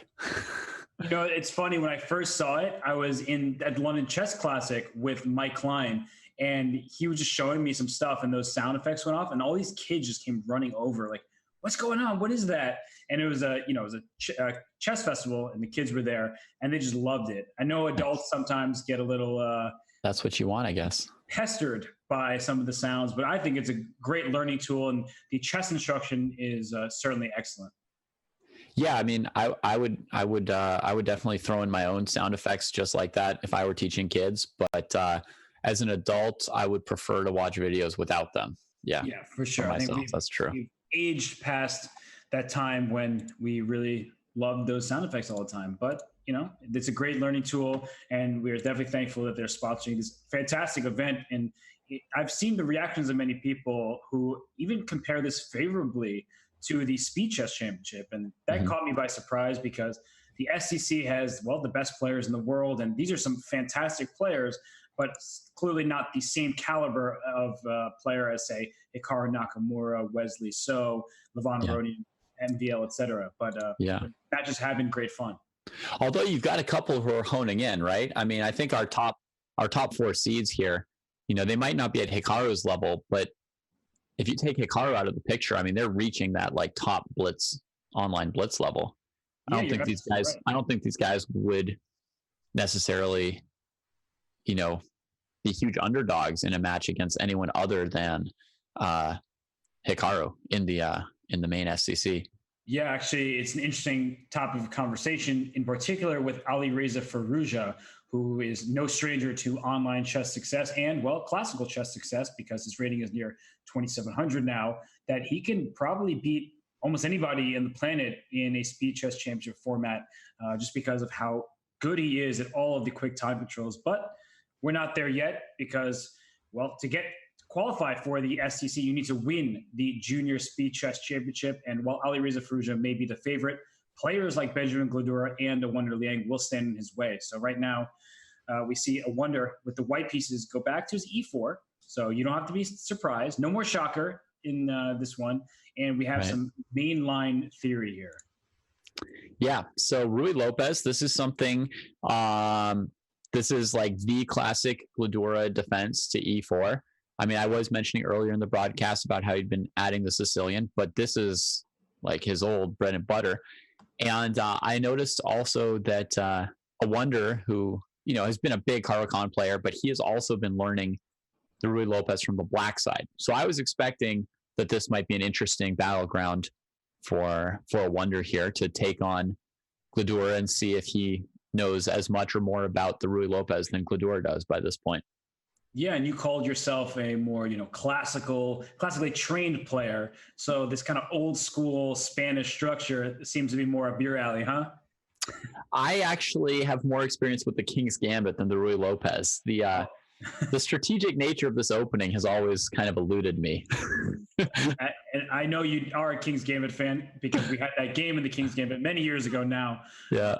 But King's Gambit is certainly great fun. And here, Awonder, it's his connection. I was like, why is Awonder spending 45 seconds saving the Spanish bishop? You don't know much about the Spanish if you don't keep the bishop, huh? Right. Like this bishop is beautiful on the A2 G8 diagonal and it took 45 seconds to make the move. But then I looked at his connection bar and it was just at 1. So he actually has been struggling with his connection throughout the day, which will hurt him, especially in the bullet portion when you don't really have time to waste. Yeah, he knew that was going to be an issue coming into the match. Also, he knew that his internet might blip a couple times. He wanted to make sure he wouldn't be forfeited. He's happy to come back with 1 or 2 minutes and use his speed to finish the game anyway. Yeah, and for those of you who are unfamiliar with this Spanish structure, what this is going to come down to is which is worse, this bishop on B1 or some of the pawn structure here on the queen side for black, and also the F5 and D5 squares. The knight's going to pop into E3 really quickly, but this bishop is entombed here. Yeah. So you would absolutely love for black to make the mistake of playing E takes D4, because once you do that, white is going to play E5 at some point and open up this bishop on the diagonal, because you really can't sit with your piece on A1 and B1 like this for the rest of the game. Yeah, so black doesn't want to move a single thing in this pawn structure because he wants to keep that rook and bishop entombed. And white needs to come up with something. He's got a lot of free hand in the center and the king side. He wants to come up with some kind of threats and some way to put pressure on black, where black has to, do something with the E or the D pawn or the F pawn. Yeah, and it's actually one of those situations, David, which is funny that it's aesthetically pleasing to lock your opponent's rook and bishop on the queen side, but what progress can black really make? That's a pretty essential question. Look at this rerouting of the bishop from H4 to G3. Now E5 is a problem. If you go knight to H5, I might just go knight E3 myself and head into F5. Maybe you can consider, there it is, knight E3. You can consider taking on E5 at the right moment. And white can play G4, try to play G5, break open the king side.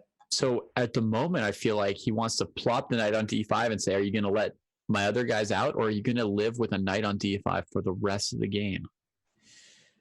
It's a great question. And honestly, I wouldn't be that shocked if at some point white considers pawn to D5. And the reason why I say that is if you play pawn to D5, of course, knight D5 is better. But if you got G4, G3, king G2, rook H1 in, and you close the center, you might get a free attack on the king side. But of course, this is the way to go when your bishop on B1 now is helping you attack the kings. Okay, some idea with queen G4, bishop takes G6 is immediately what pops in my mind. Yeah, or just bishop G6 and put a piece on E6 and say, whatever.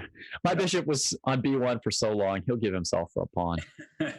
It was worth a pawn before, and now it just looks good. And actually, knight C6 might be a move to consider for, what about rook takes E1, bishop takes D4? How do I feel about that pawn structure change? Interesting. And then pawn to C3 at the end, right? So immediately.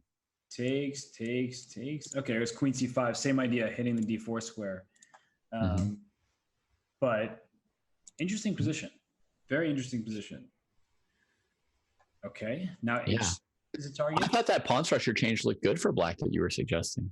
Yeah, I certainly would have done that. And what I'm also concerned about is if this knight goes to C6 and I take with the knight and you take with the D pawn, then the D6 pawn is weak. That's a pass pawn on C6. And my rook can just come to D1 and put pressure. Knight C6, very logical move. Now I'm a little bit worried. Is my queen almost I'm a little worried. Now queen D5. Queen D5. This is getting very bad for black. Yeah, like out of control bad. I mean, he's got the rook on F8. He can't trade and challenge the E file. There's the pass pawn. His whole pawn structure on the queen side's on light squares. Yep. It'd be funny if white played A5 instead of bishop takes C4 at some point, just saying like, I'm going to get all of them. Yep. And like you said, this bishop's landing on D5 and C4 falls and then B3 falls and A6 this is just... And the flag's going to fall too. That's going to be the last thing, right? He just spent 50 seconds hopelessly looking at this situation. Yeah, this was okay. At least a counter shot, right? If you take on c4 with a rook, I have rook e2 trying to take b2. At least it's fighting. Does that really count as a shot? I like the idea. Okay, it feels like white should just win somehow there too. Yeah, this looks pretty good, huh? Play rook b8. Go for the tricks. No, it doesn't work. Rook b8, just go rook takes c4. Well, it's playing it a very, very, very safe way. Awonder is. Yep. And yeah, we got a question. Benjamin not making that trade on d4 or on e1 where he played queen c5. He could have also traded one rook and got the rook off of f8 at least. But very, very hopeless approach to the position once he let Awonder play knight c6. And that was a convincing victory by Awonder to get back into the match, because if he had lost that game, for example, going down 3 points, I wouldn't want to call the lead insurmountable, but being down 3 points of player Benjamin Gledura's strength is not a good thing. And keeping it tight with the 1 game deficit is, of course, now he's in striking distance in any single game. And we're back to e4 with Gledura. David, what is going on here? I don't know why he's rotating, man. I thought he got some good games out of that d5 variation for white with the space. It felt pretty tough for Awonder to play. He just won 2 games in a row in that opening, right? And they were like his 2 best games of the match. Yep. And I also don't like this variation for black right now, because I envision a knight going to c5 and taking back with a pawn on c5 and just like dominating me.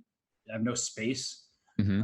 I don't care about this bishop on e2. Like, it's not doing anything anyway. So moves that come to mind here: rook a4 to b4. Oh, that's an idea that comes to mind, I should say.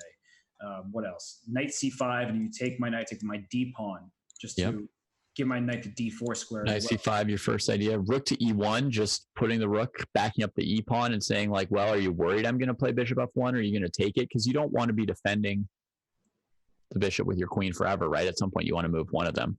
Yep, and here comes pawn c5, I guess. Jeez, pawn c5? Okay, thank you. Do you like connected passed pawns on the d6? Love them. Love them. See, that is a beautiful bishop on d6. And a6 played to stop any a6 for white. But this looks, I mean, I've seen ugly positions before. This is definitely up there in terms of just... G3 is a nice move. Force the issue. The knight f4 is black's lone active piece, really. I'm happy to take back here. You're not worried that it weakens the light squares as you give up the light squared bishop?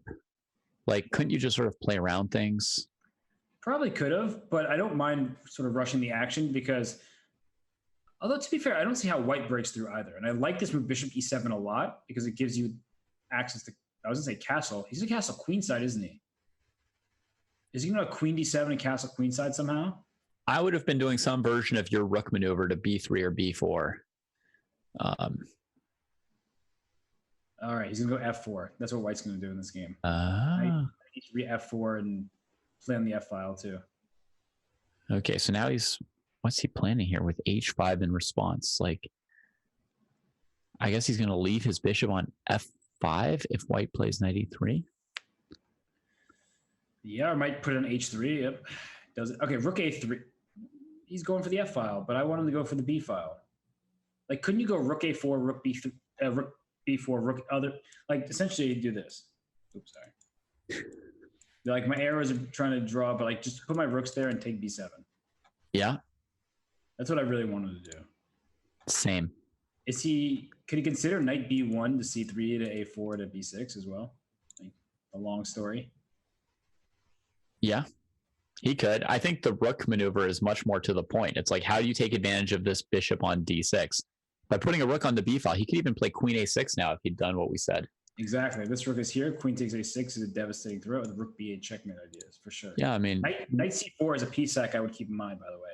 You want to take advantage of your advantages. And your advantage is bishop on d6. Knight b6 check wins the queen. He forgot about it. Game over. Well, I don't think he could stop it, could he? What was he supposed to do? If he moved his queen away from the fork, it would have been mate in one. Well, then it's just totally winning. But I saw knight c4 coming. I was like, as soon as that castle, knight c4, knight b6, eef. I think this was the best he could do, was get 2 pieces for a queen in a locked position. And honestly, I would still rather have doubled rooks on the b file than have won the queen.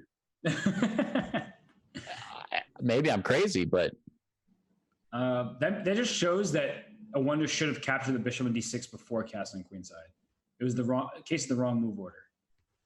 I just feel like I've messed up positions like this before with the 2 pieces against the queen, but I don't think I've ever messed up a position where I just like, rook b3, rook b4, take b7, take a6. Yeah. Okay, rook a3. Rook to g7. We have a rook to g3. Yep. Just trying to. Can I just go e takes f6 here? I know it's just probably totally unnecessary, but e takes f6 feels. You can. It's not even bad. Just take there and. Yeah. It feels like you're drawing flowers on the chessboard with your pieces, but put your queen on e5 and be the. I was never a good artist, so I might as well, start with pawn art. Okay, why is he taking so much time though? There it is. He had to quickly listen in on you. I just got a message from Smarter Chess saying I think a bishop on d6 was so powerful it should be called a cardinal. We got some head shaking going on from Awonder here. Yeah, he probably just heard that joke and he's like, no. He was like, no. Okay. I didn't come here for jokes, boys. Queen takes g4. Knight is trapped in h4. That line of the Caracan. As soon as I saw the bishop gets a b4, I was like, I hate these lines for black because the bishop gets to d6 and you're just in trouble. You're not supposed to let your opponent do that. Like that is, I guess it was also surprising once the bishop got there that he let him play c5, right? I mean, yeah. I thought if white played c4, he would take on c4. I think that was the ugliest game of the match so far. And if I'm Awonder, I always try to think of how would I shake it off if I was the player in this match, right? Because that was a really bad game. And you just got totally demolished by your opponent. So it's not like you blundered and you're like, okay, I can forget about it. I outplayed him and then I made a mistake. Like, no. Your opponent just outplayed you from start to finish. Yeah. Now you question your entire opening. Yeah. And I can see that Benjamin's doing exactly what I would do to try and rub it in. You're like, the one opening that you know better than me by the most is the Caro-Kann. I've never played it with black. I don't even play e4 as white, and I just beat you with white against the Caro, so now I will play the Caro against you. Yeah. Adding insult to injury is what you're saying. I mean, it's really like, that's the kind of thing that's like crushing psychologically to do something like this. Yeah, and also just psychologically, as you're kind of hinting at here, it's also tough to play against your own opening, right? Like I know that, I play kind of everything, so it doesn't bother me so much, but I know many players who, if they play like the French and someone plays the French against them when they're white, they feel really uncomfortable because like I see this as being pretty decent from black's perspective. So how am I supposed to now see it like that I can outplay it as white? So maybe that's part of the mental strategy here for Gledura, or maybe he's just happy to play whatever in a blitz game. He's probably like, Robert, you're thinking way too much into this. Maybe they are, or maybe they're not thinking into it enough. I mean, I have been surprised by a couple of these opening choices today. Yeah. And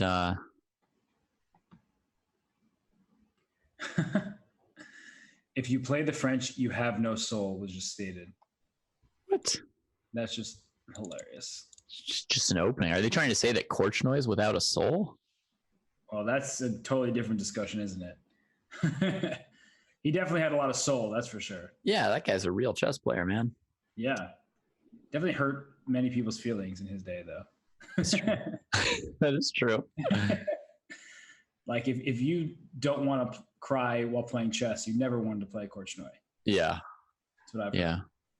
How about this bishop on d5, though? Pretty bad piece, huh? I would say most improved piece. Should we give it the MIP award? I give it the most improved piece award, definitely. I mean, did you see it on C8 20 seconds ago? Yep.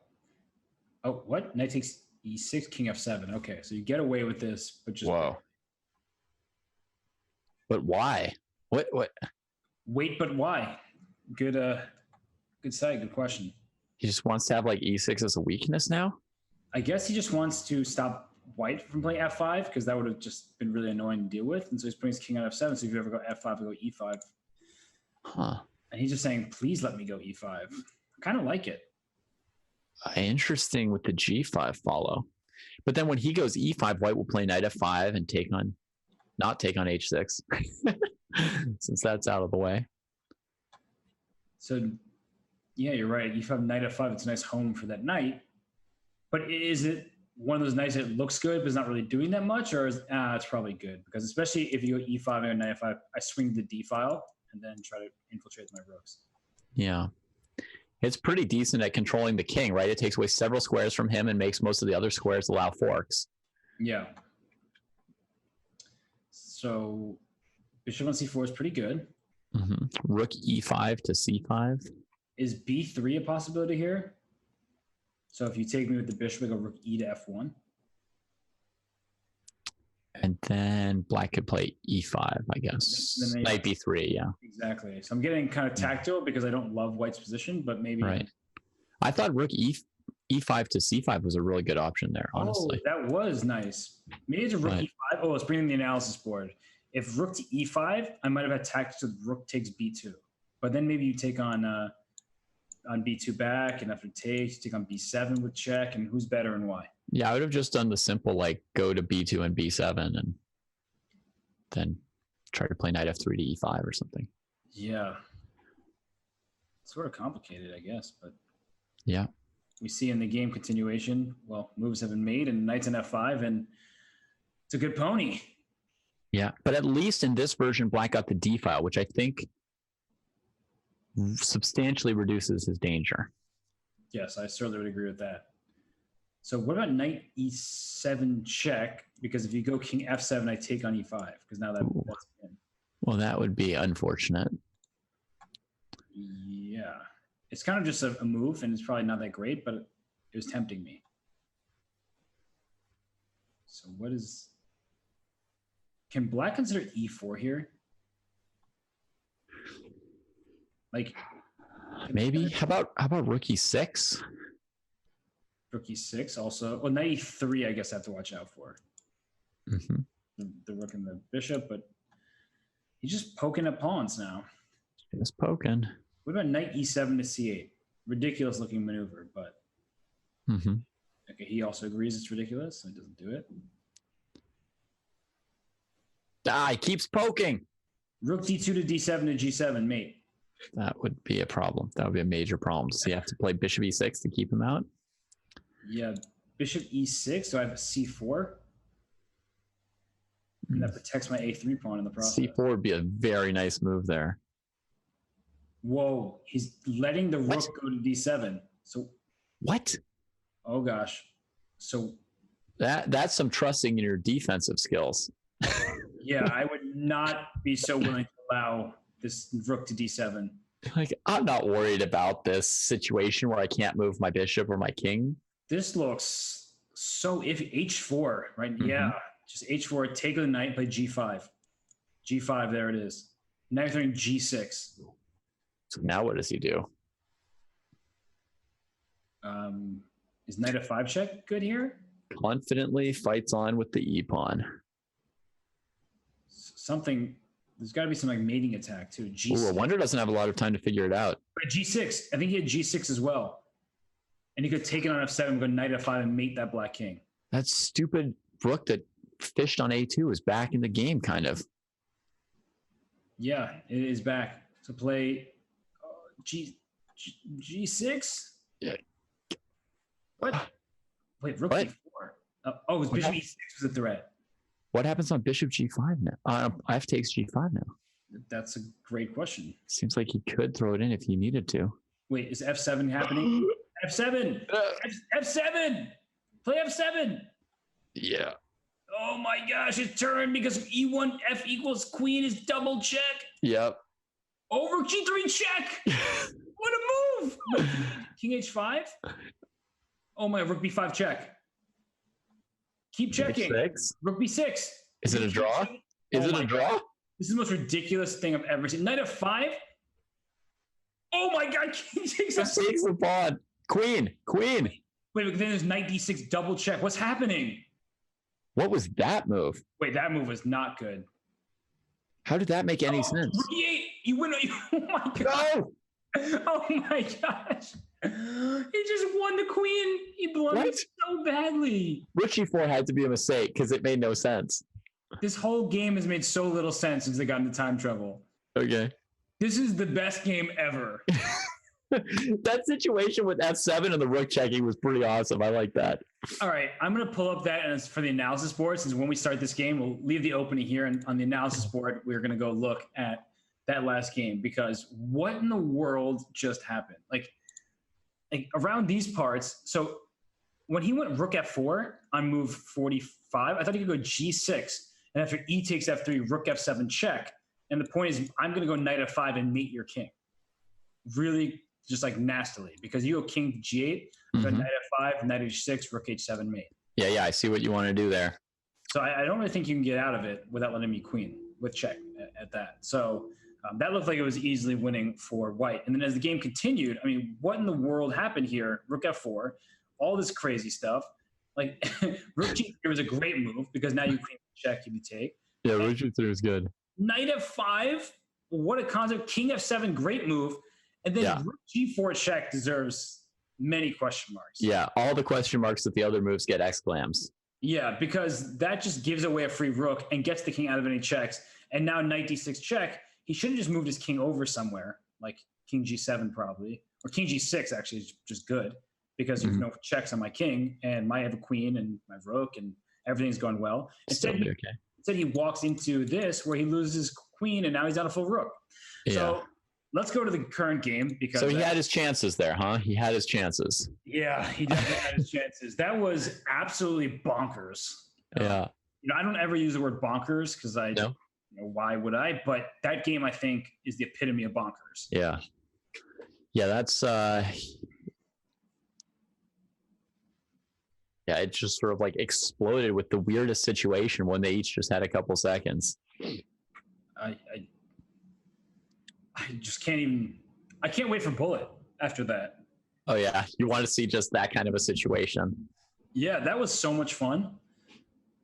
It's funny because some of the matches get really lopsided, and it's hard to keep your energy both as players and as commentators when it's just so one-sided. This is so close, and it's a one-game match right now. Their Blitz ratings, David, are only 12 points apart, so sticking close. If Awonder won one game, could he hit the 53 to 53? Oh, maybe. That would be so awesome. Can we get a tie rating? Ooh. Wait. I wanted to ask you how much time is left in the 3-minute chess. Like how much time before we hit this bullet that you're looking forward to? 36 minutes. Okay. So you still got half of this to play. Yeah. And who is better after this? Well, the dark squares look great for white, but I kind of like white's pawn structure better with the passed D pawn, whereas black's extra pawns are these double F pawns. I would say with queens on the board, black is fine, and with queens off the board, white would have a huge advantage.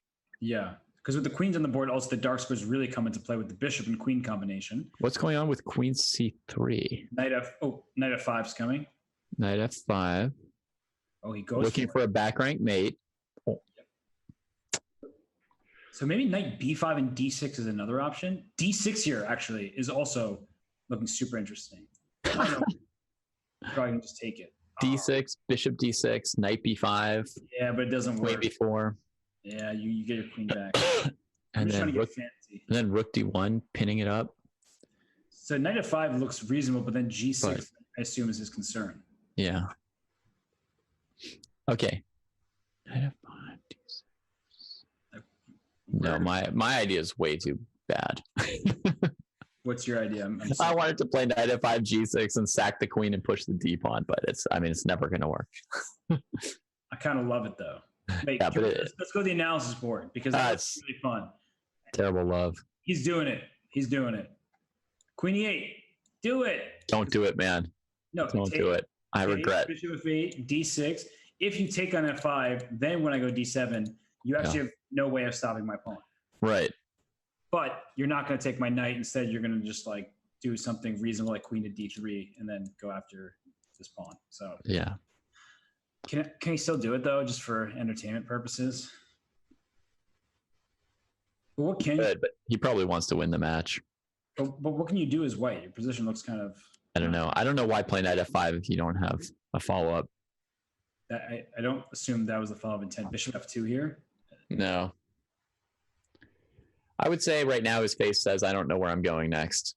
Yeah, he's going to an even score. He just wants to get that even rating. Oh gosh. Yeah. That's a free rook. Yep. No! I wonder if head rating again.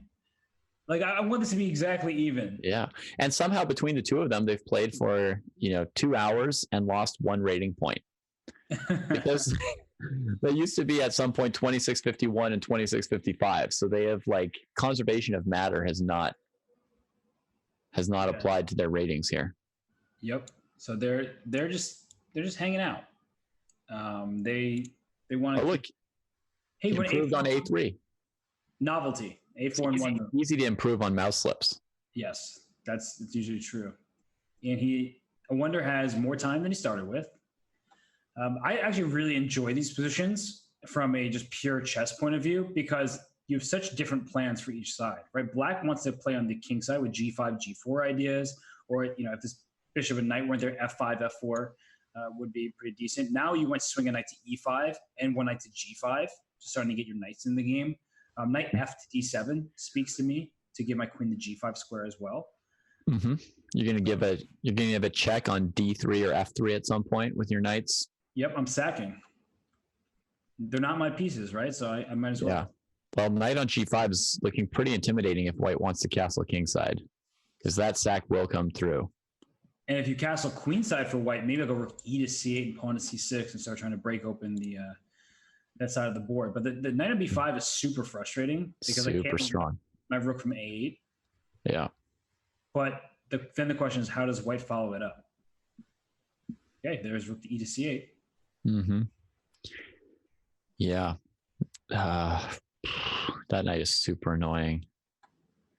Super annoying. Bishop D7 yep. looks reasonable. I was going to ask you if I could just do this. I was going to ask for GM permission to just open the C file, but not have to sit under that knight forever. You have my permission for sure. And this actually shows why the knight in G5 is so strong, because it protects E4. And it just clamps down the position where F4 or something like that isn't really possible when I can take en passant. So the knight in G5 is perfectly placed. And good time to castle kingside once your opponent got rid of bishop takes H3 threats. So yeah. Black has a possible tactic with D5, CD, rook C3, but it doesn't really give him anything. So essentially it trades stuff and opens the wrong part of the board. So just because you see a tactic doesn't mean you want to go for it. Yeah. And a move like D5 now, same idea, right? You can take on C4, but does it actually help? And B5 is something that I would consider for white to play B5 and try to get bishop to B4 maybe, but maybe it's reasonable. Maybe this D5 move is timely now because C4 is really just hanging. Ooh.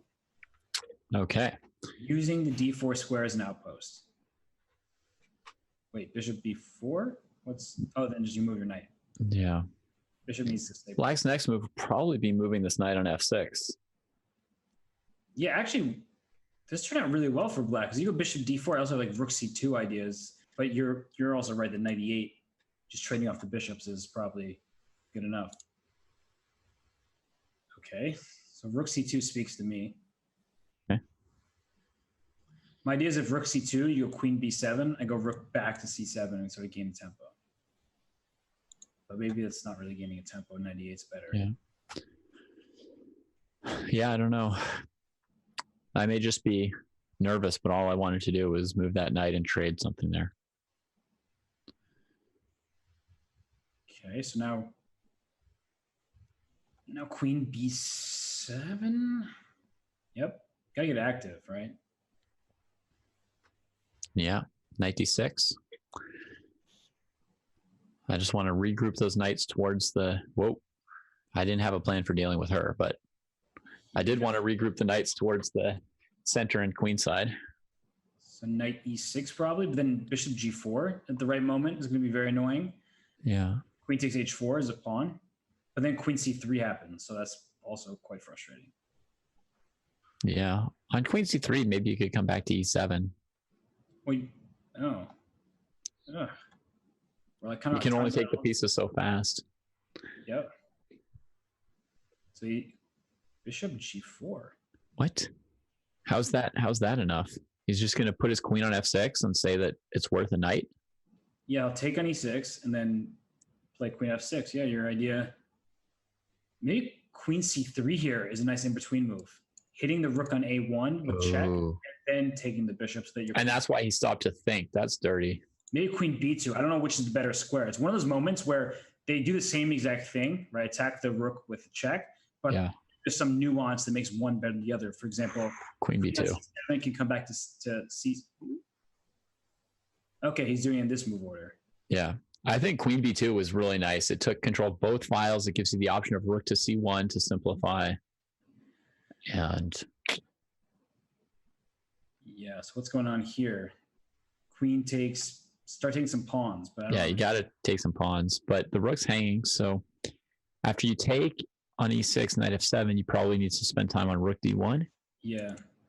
And you're getting into that territory where if you can trade a pawns, black may not have enough pawns to win the game, even though you're up a piece. So I think that's... Oh, wait. That king might get in more trouble than it's... Okay, defensive move. Queen takes d5 is a free pawn. A no-brainer. And who's better? An extra knight for 2 pawns, but black's king is very unsafe. Rook b7 now is a devastating threat, so watch out. Yeah. That knight is pinned. Okay. h4, why not? Yeah. Just introduce him to the h-pawn. Yep. I don't really want to let white play h5. Don't want to let him play it. But how to stop it? How to stop it? Maybe queen c2 somehow, just like try to get active. But then rook b8, eesh.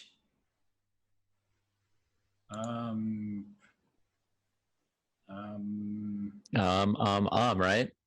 And then you hear that chick sound and you play something. I love that. Yeah. This is problematic. Yeah. Why not rook b8? Maybe there's no checkmate on the g8, h8 threat, so. Wow, just giving up the g pawn, saying, yeah, I'm going to be safe. How about g4 here? Yeah, bring the next g pawn.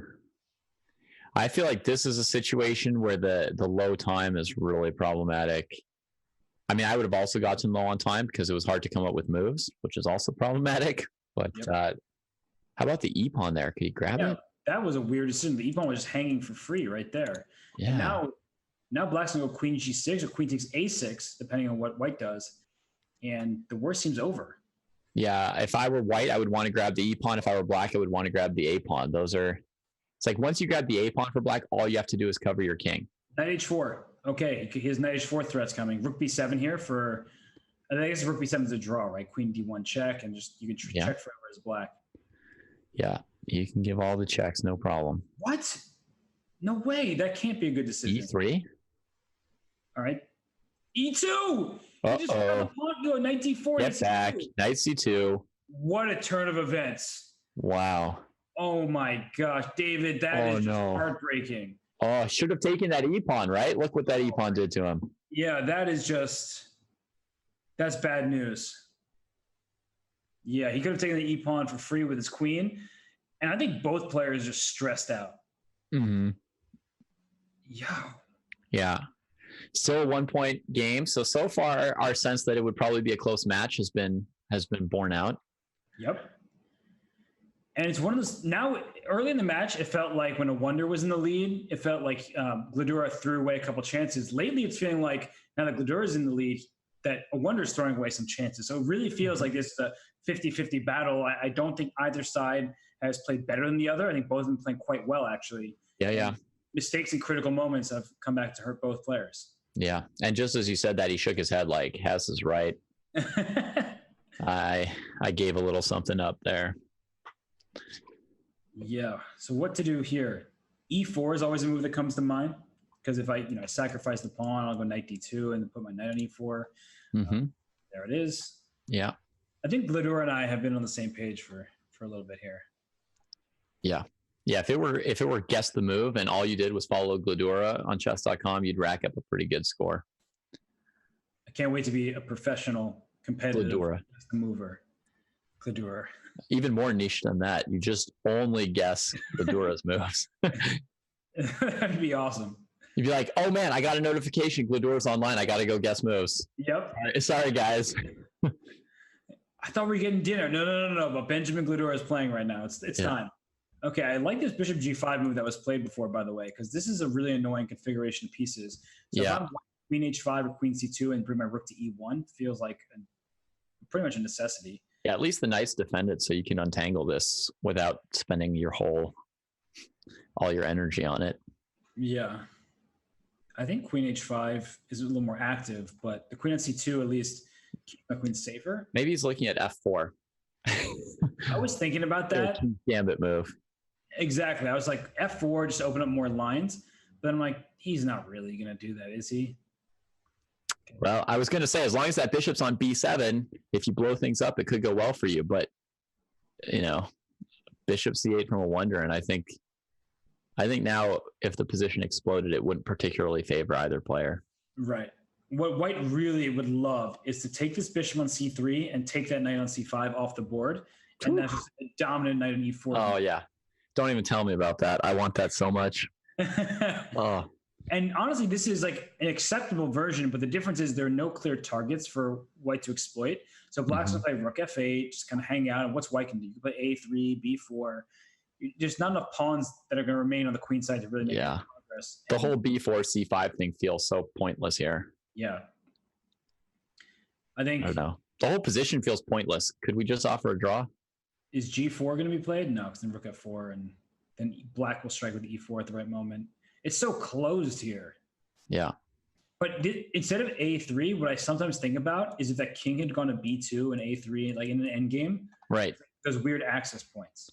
Yeah. Closing off the king's entry.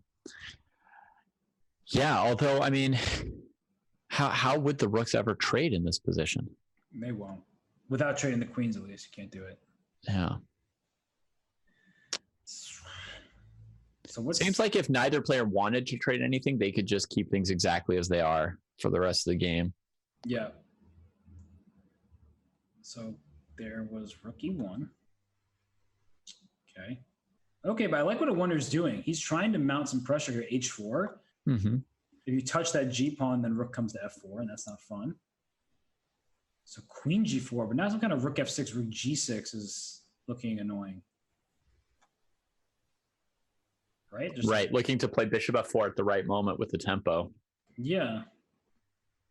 Like rook 8 to f6, and then I can go bishop f4 next move. Mm-hmm.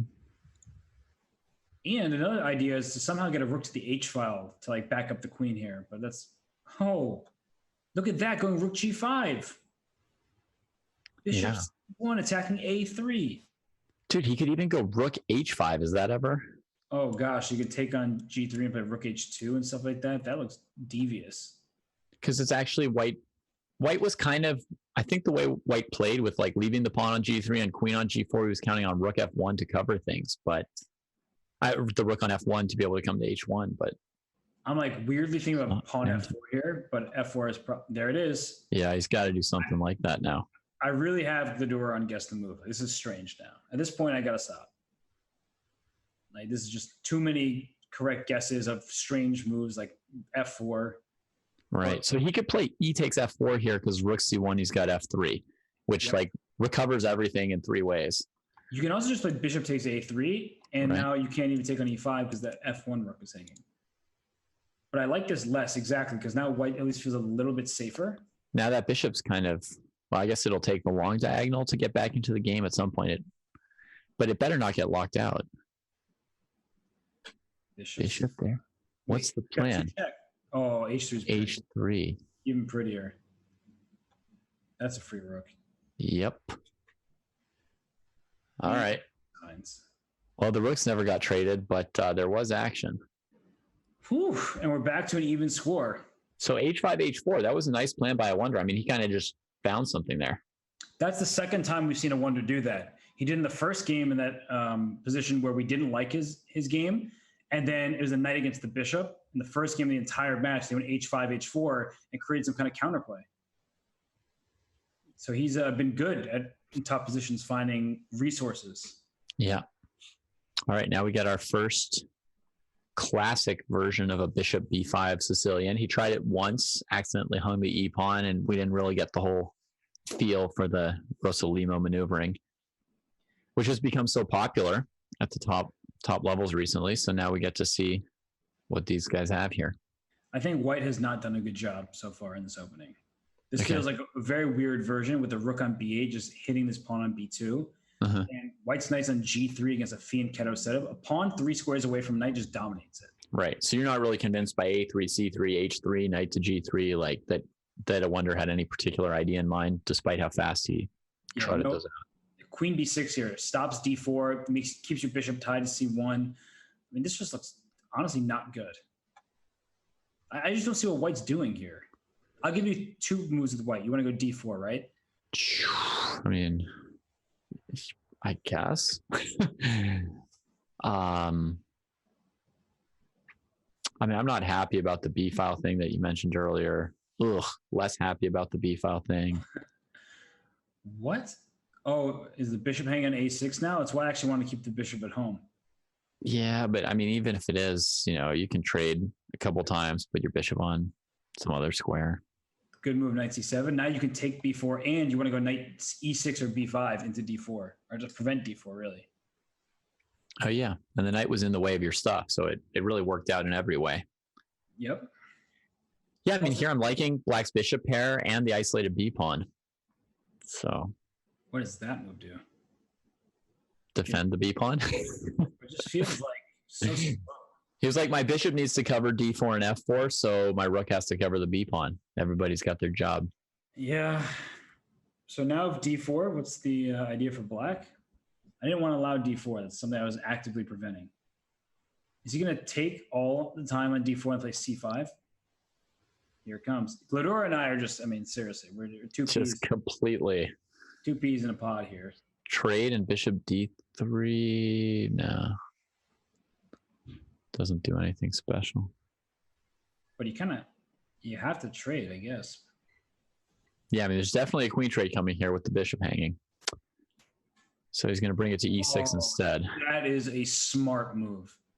So you go e6. That feels a little like Carlsen. Yeah. Now you can play like rook b5 if you want and just determine where bishop wants to go later. Yeah, how about rook d8? I played it before, I could say. No, you were saying it. You had it in mind. I mean, only Black can be better in an endgame where you're an outside pass pawn. Yeah.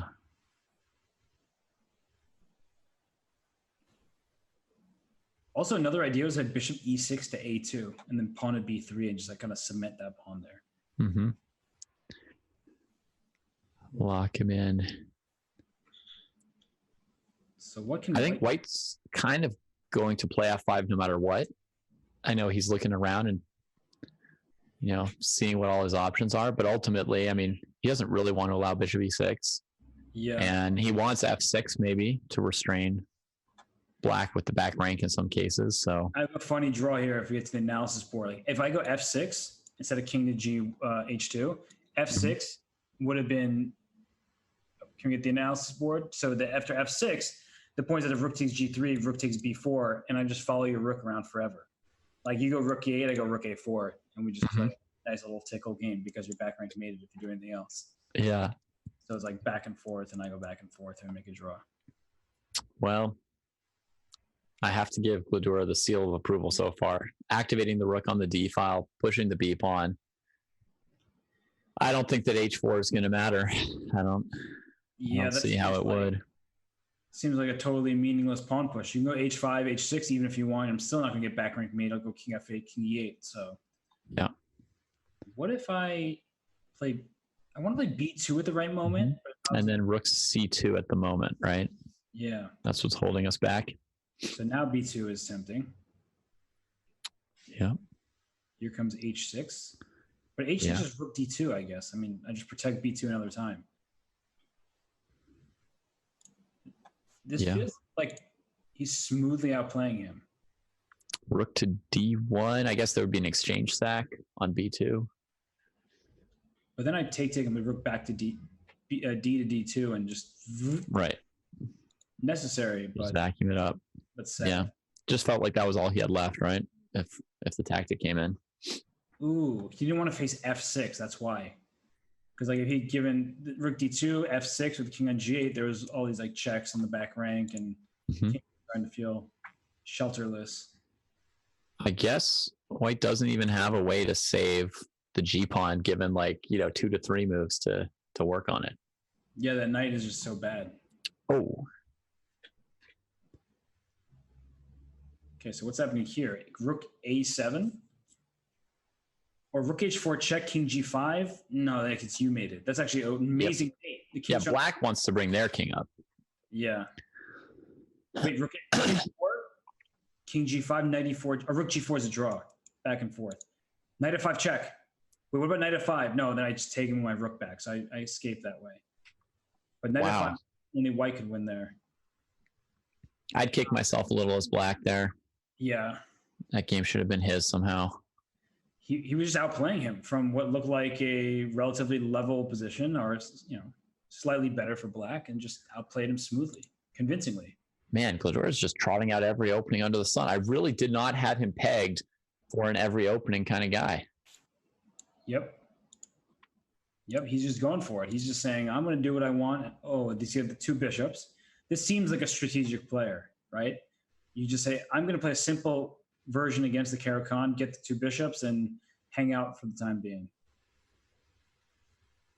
Not that black has any weakness whatsoever, right? You have a light square bishop, and black doesn't, but look at this pawn chain, right? This triangle here from B7 to F7. I mean, he said his weakness was his openings, and he seems to be playing straight into his weakness, but I'm pretty impressed. His weakness doesn't look too bad.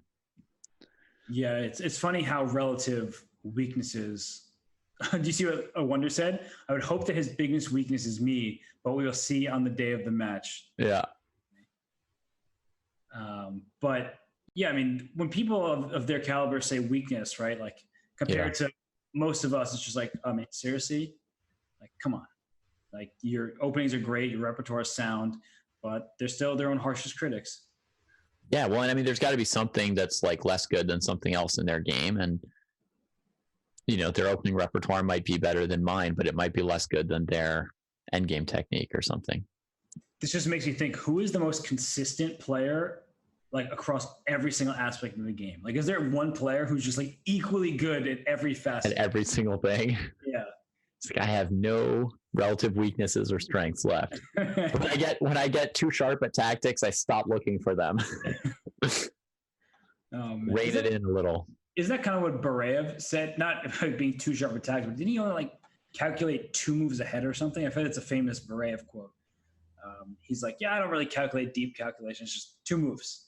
And that doesn't really make sense, but I feel like that's a thing. Maybe. I don't remember that being from Bareev. I've heard all kinds of different stuff over the years from different people about how much or how little they calculate. I don't know. Makes for exciting comments, right? I know that Capablanca said he only looks 1 move ahead, the right move.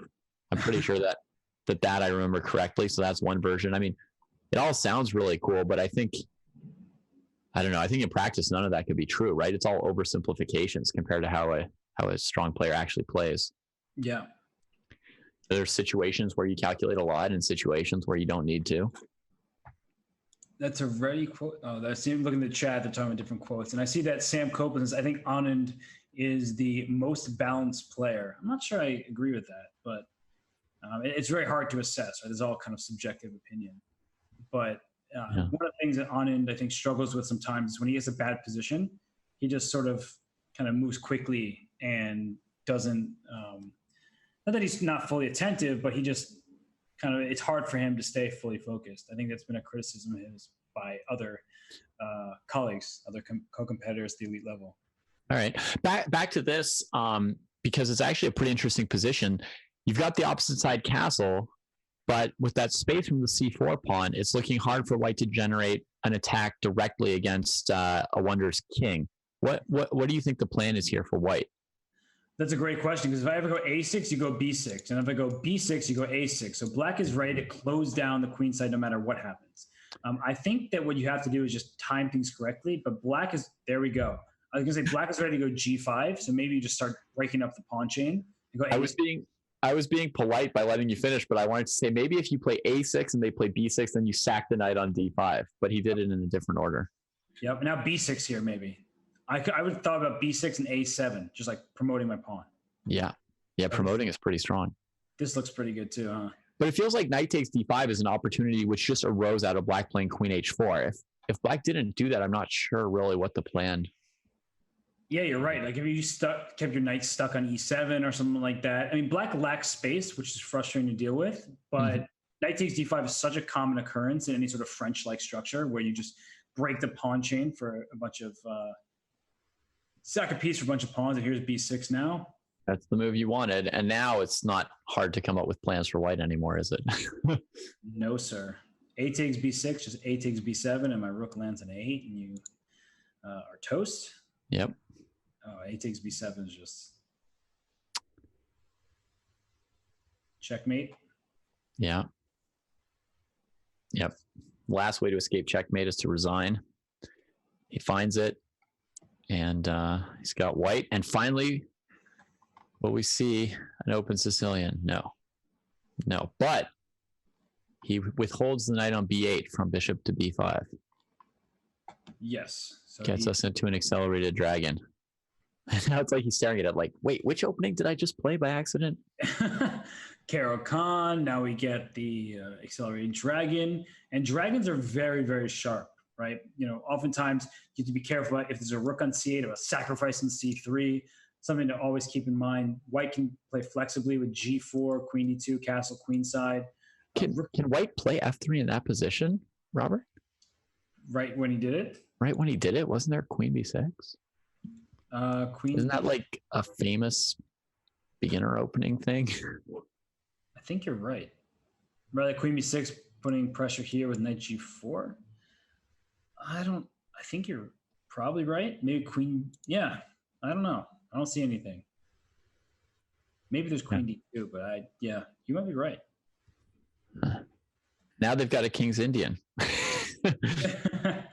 That's very true. Wow, that's such a weird transposition.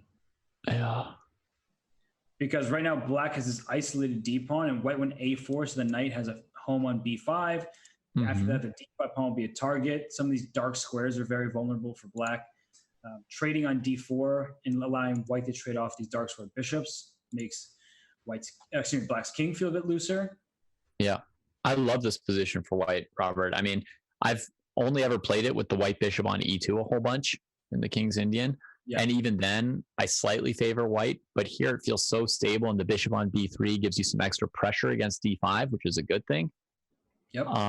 So I'm really loving this position for white. I wonder if black should have just went knight C4 instead of bishop E6. He's probably going to play knight C4 no matter what. But I don't really love the idea of a trade on the D4 square. So now knight C4 still comes into play. And the only way to defend B2 is by taking and playing like this. But somehow. Now it's not clear that having spent a move on bishop E6 when you were the person with the rook on E8 was like the most useful thing you could do. Yeah. And there it moves. So exactly. I feel like that was a very important waste of tempo. Oh, he wants to somehow. Oh no, he can't make any tactic work out. Black's always got Queen E3 as well. Okay, he trades this way. So rook E takes, and after King G7 is going to go knight D. Oh, knight C7, duh. Yeah. Simple. I went for the less good fork with knight D6. Knight C7 is just. He kind of walked into that one on purpose. So maybe he thought that this endgame would actually be a pretty safe bet for him. Doesn't look that way. Rook D7 is rook E to D8. Oh, rook E to D8. Yeah. Oh, knight E6 check. Wow, that's beautiful. Tactically beautiful. If you want here, there's knight E6. Yeah. So then this is just good for white. Just take on A8, take on B7. Well, black's still kicking, but looks not very good. Yeah, you're right. That white rook's active. It can go after A5 and get black pretty tied down there. Yep. Is he going to rook E1 first, or is he going to take on B7? Yeah, rook E1 makes sense. Bishop takes a4. I'll just take on b7. Then put my rook back on c7. This rook come e7. Can you get bishop c6 to d5? That would improve things. Oh, actually, passive setup. Black pawn a5 to a4. And how's progress going to be made?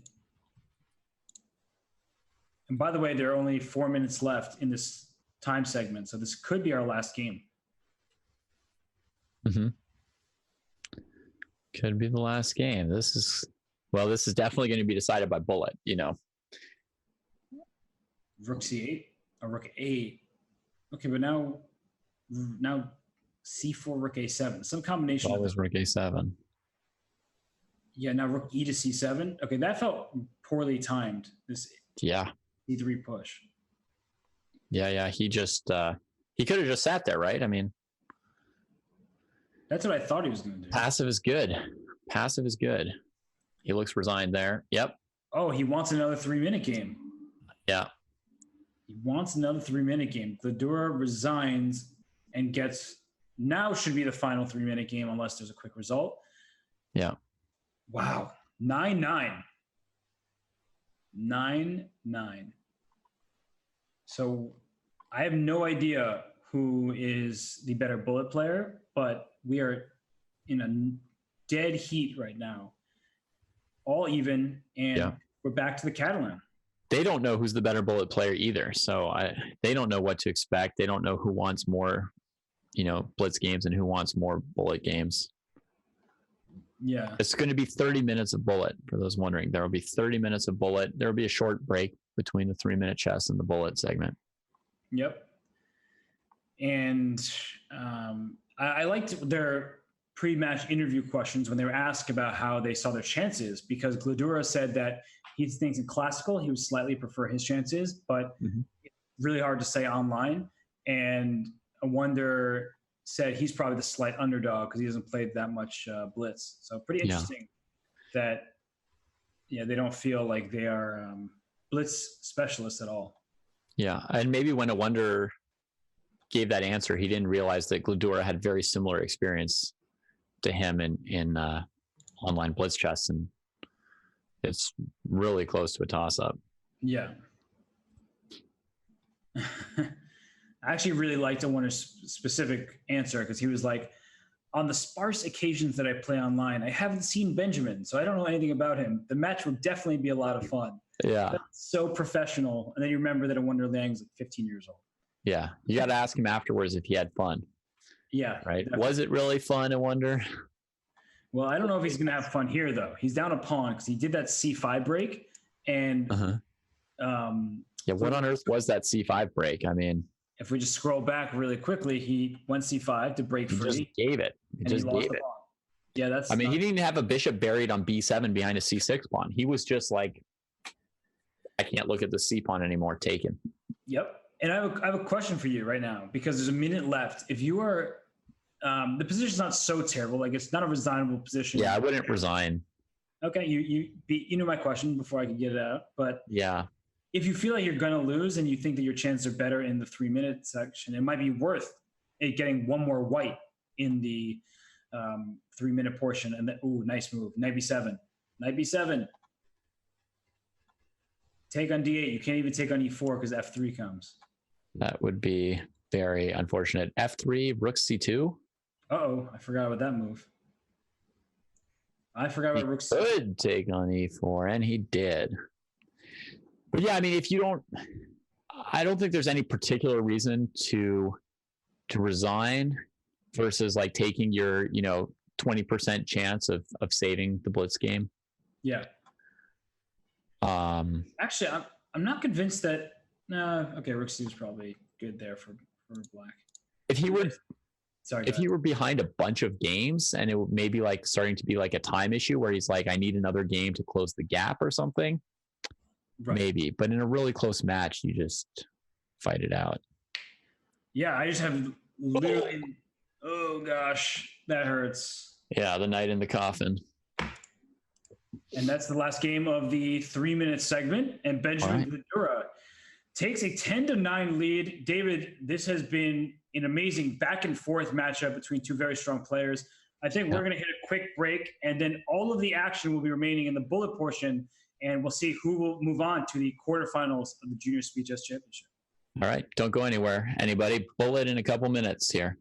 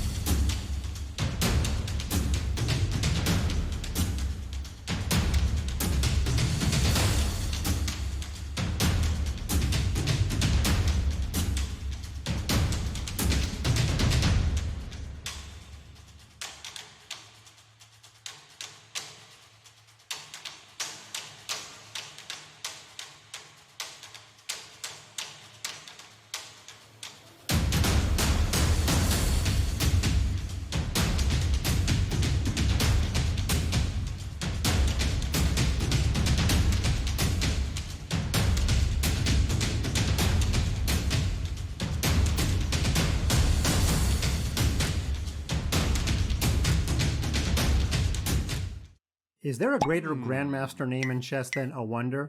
Okay, maybe Crush, but that's about it, right?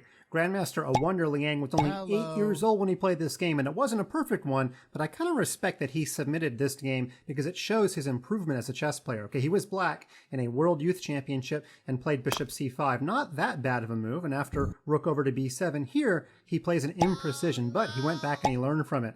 He played the move pawn to g6, simply getting out of some back rank mates. But as he himself found later on, a better move would have been rook to e8. And he gives the line, c takes d4, e takes d4, bishop takes, knight f4 check, king has to hide on h1, only way to prevent some follow-up checks. Now, do you see the winning move?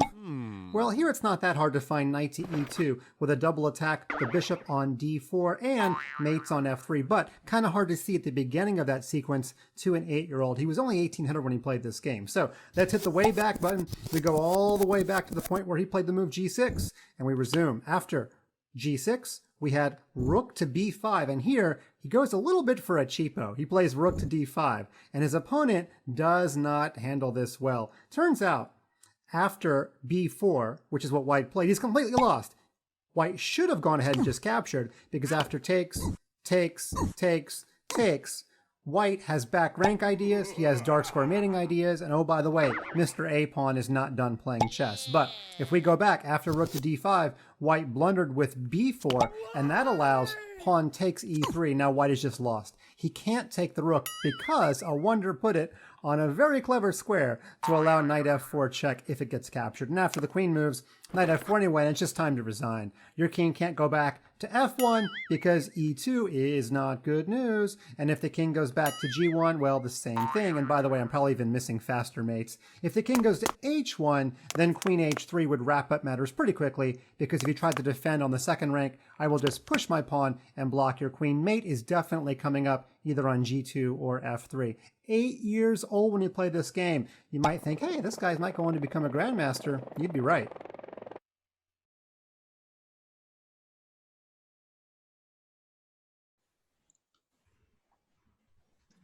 And we are back. Just a reminder for those of you who may be just tuning in, don't know where you've been, but I'm Grandmaster Robert Hess here with International Master David Pruis.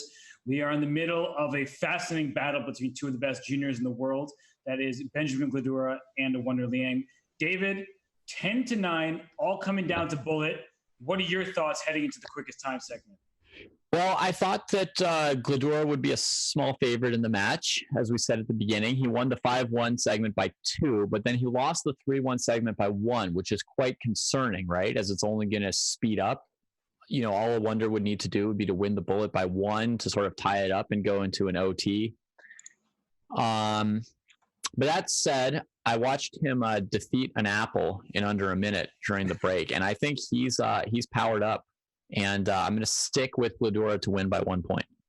Okay, and that is a tight margin. I was being fed while Benjamin Gledura was eating. I was being fed stats by our own Smarter Chess, and what he told me is there's only one comeback for someone facing a deficit heading into the bullet segment in Speed Chess Championship history. Do you know what that comeback was? Nope. It was Jan-Krzysztof Duda beating Alexander Grishuk in the Chess Championship 2018. So that one was close. He only won by 1 point at the end too, right? He won the final game just as time was expiring to win that match. And to be fair, most of the matches that enter bullet are, you said the average score, the average difference heading into bullet is 5.2 games. So yeah, not close matches. So hard to come back when that's happening. Right. But if the average is 5, there've got to be some games where someone's up 8 and some where they're up 2. And I mean, it's interesting. There must have been several matches where someone was only up 1 or 2 games going into bullet. And to think that the person with that 1 or 2 game advantage won almost every time is interesting. I have those stats for you as we get underway here. 5 times we've had a 1-game lead, and 4 of those 5 times the leader won, except for Grishuk. And only 1 time where we tied going to the bullet, and that was Nakamura versus So. 2018, and well, Nakamura is a bullet machine. So right now, onto the chess, and knight to d4, trying not to trade the knights there, and the knight goes to f5. What do you make of this, David? Unusual maneuver. Usually Black's happy to make a trade in the opening. Now he's back to wanting a trade. Make up your mind. F4. I would just play f4 and play quickly, because my bullet brain is telling me that I need to move fast, and f4 protects the knight. And I think in bullet terms, there we go. F takes e5, open f file, pawn on f7. Never mind. In bullet terms, that was like a deep think, right? Yeah. 12 seconds. Got to make sure he knows that he's playing bullet now. I mean, they know, but it takes a moment to adjust. You know. Whoa, and we're having some pawn breakage in the center, but look at the bishop on g2. Look at the bishop on b2. These bishops are not having a field day behind walls of pawns. No. In the case of the g2 bishop, it's White's own pawn. In the case of the b2 bishop, it's Black's pawn d4. To me, Black is doing absolutely fine and might even be preferred. Yeah. Not that anyone needs strategic knowledge to be a good bullet player, but fianchettoed bishops are not good when the center is locked. Yes. And, you know, honestly, it comes down to understanding positions and being able to use your intuition in bullet chess, because you can't spend 12 seconds on a move, because then you pretty much have no time left. And look what is happening here. White is going g4, g5, which is smart by Awonder, because oftentimes the threat is stronger than the execution, right? That's a famous chess quote, and especially true in bullet chess. Yeah. And Awonder's also picked up the pace. I mean, he recovered most of the time deficit that he was under, so he's really moving now.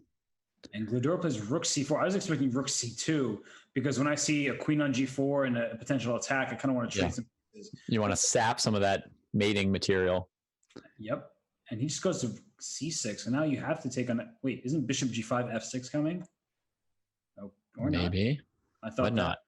Yeah, that looked pretty interesting and pretty good. Maybe king h8 here just to get the king away. There it is. And queen f7. Play quickly. Just got to play quickly. It feels like black's in major trouble here. It feels like the white rooks are really doing their job.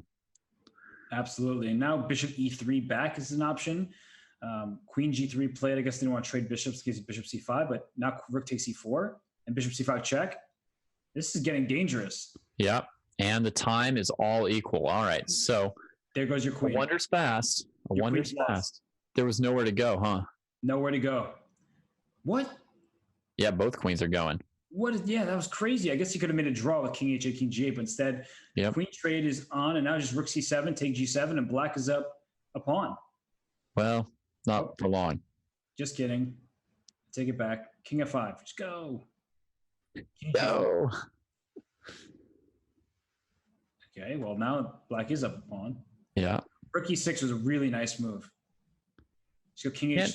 Can't white just lock the king on the g file to save this one? No, maybe not.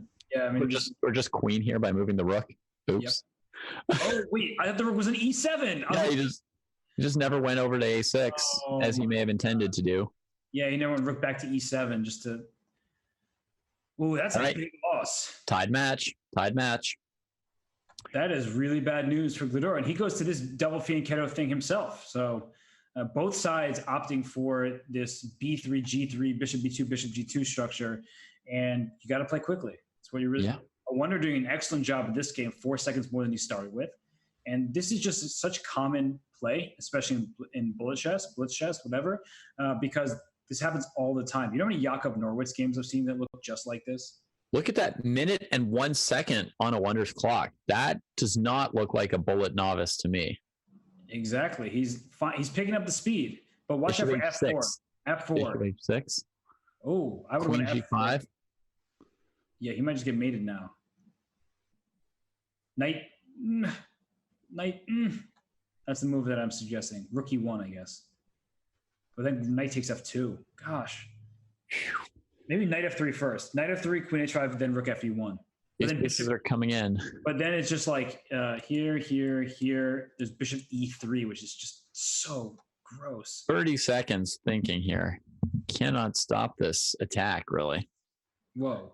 Okay, just goes this way. He's saying that rook e1, you don't actually have a mate. So that's a really good idea by Gledura. Wait, that's not. You're going to sack one knight, then bring the other to e3. Oh, the knight to d5 was to cover e3. Yes, and threatens knight e7 check or knight f6 check if that knight moves, and that bishop on b2 is really strong. What? The fruits of a 40-second think. What's he clearing the way for bishop h3?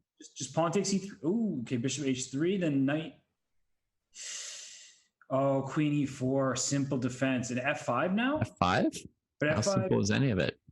f5, knight e7 check, I guess. Can I just take on g4? No, they get made on g2. I was like, queen takes g4 and knight f6 check. Oh, made it again. Oh my gosh. I guess he had to take on h3 there to keep it going. Take on h3.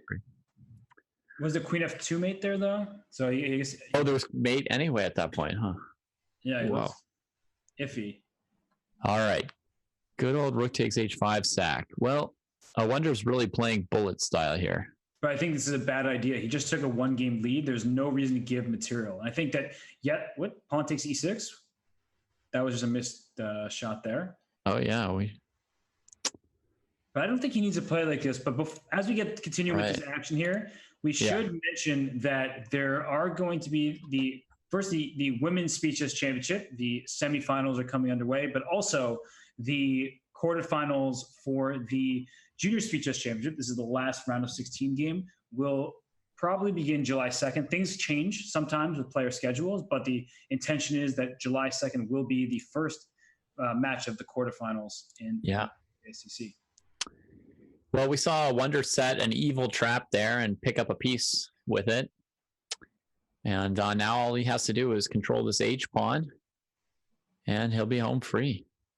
Bishop takes b2. Just take a few pawns while you're, down material. It's true. Might as well. Yeah, there's seldom something better to do than just take a pawn. Yep. I mean, honestly, sometimes just having the material is good enough in bullet. Of course, you have to play well in addition to that, but taking material, scaring your opponent is tough. And you can't play rook to g8, which is what I want to do because the bishop on b3 is so strong. But I like this b5. You just took a b pawn. Mm-hmm. There goes a Awonder's connection, by the way. I see one bar. Oh, no. I see member offline. Oh, no. Well, that's not going to be okay in bullet. That could be decisive in bullet. Yes. And he's frozen, it looks like, too. It looks like his connection has just been lost. Well, that's not how you want to win if you're Gledura. No, but he did make use of what he had there. We have to say, we have to comment on the taking on b2, then following it with a5, b5 was a very good idea. Yeah, no, I mean, he's just creating clear counterplay here, and I'm not even sure that white's that much better. Yes, white is better, but with, how many pawns does black have? 6 on 3. No, actually, maybe black was doing quite well. So it was very good play by Gledura after Awonder went for the speculative sacrifice, which I don't recommend when you're up a game in bullet. Seemed totally unnecessary and kind of reeked of bullet desperation, if you will. Okay. But man, I even play openings that bad in Blitz chess, and you say I shouldn't even do it in bullet. So that's a good lesson. I'm just talking from the match perspective here, sure. Where he was up a game. He just won 2 games in a row. There was no need to give your opponent material unnecessarily, because then that gives you a disadvantage that at the very least mentally for the rest of the game you have to worry, am I down this exchange and I can't get it back? Am I down a pawn? It becomes really tough. So, yeah. Well, Awonder's back and the match is still tied, but it looks like Benjamin's been sped up a little bit. He's playing this game a little bit faster than before. Yeah, and Awonder just shook his head, so I don't know what that was about. Was it about knight b5 coming for the c7 pawn, but queen e7 is a good move. a6 or c6 come a tempo here. c6 is natural. Yeah, not. This bishop's closed down on the long diagonal. This bishop's now under attack. I want to drop to e3, but doesn't do anything from there. So takes knight e4, trying to get the d6 square. But here we go, bishop d5, nice. And if a knight d6, I play e4 and just don't even trade the bishop. This position seems pretty equal at the moment. Unless, yeah. Now I'm starting to like white's chances. I see a knight that is cemented on d6 and a bishop on g7 that's not really doing much. Yeah. Although he's made magic happen here before. We've seen this. This is the Awonder specialty, h5, h4. He can't do it now because his king is on the h file, so that would just be a bad decision. But we have seen this. b4. Oh, now he's got the b file. He can poke from b2 as well. Yep. But instead he says, let's just explode this entire queen side. I don't like any part of it. Didn't like the move b5 that much. But now a4 is going to be played. He's a rook d5, then a4. Take control over the queen side. Whoa, h4 now is a real threat, isn't it? Interesting. He's thinking because he's worried about h4. Yep. And now queen f4, game over. Yep. And she comes.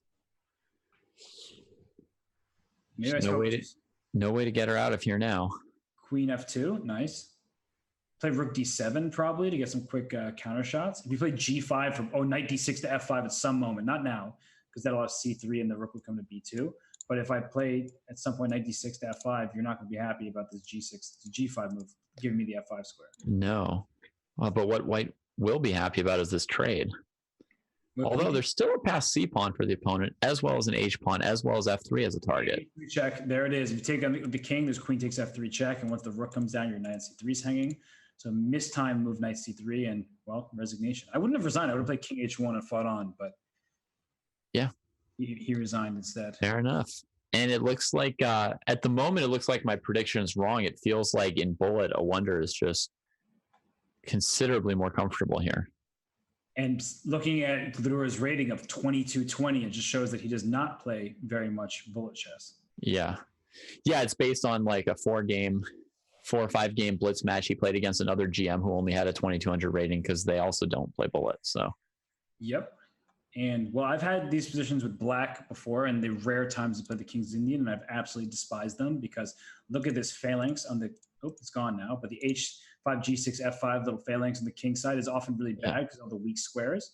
But I like opposite side castle, and you've moved every pawn in front of your king. Mm-hmm.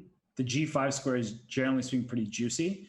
And he said he goes for the bishop trade. But watch out, bishop takes C2. Bishop C2 works.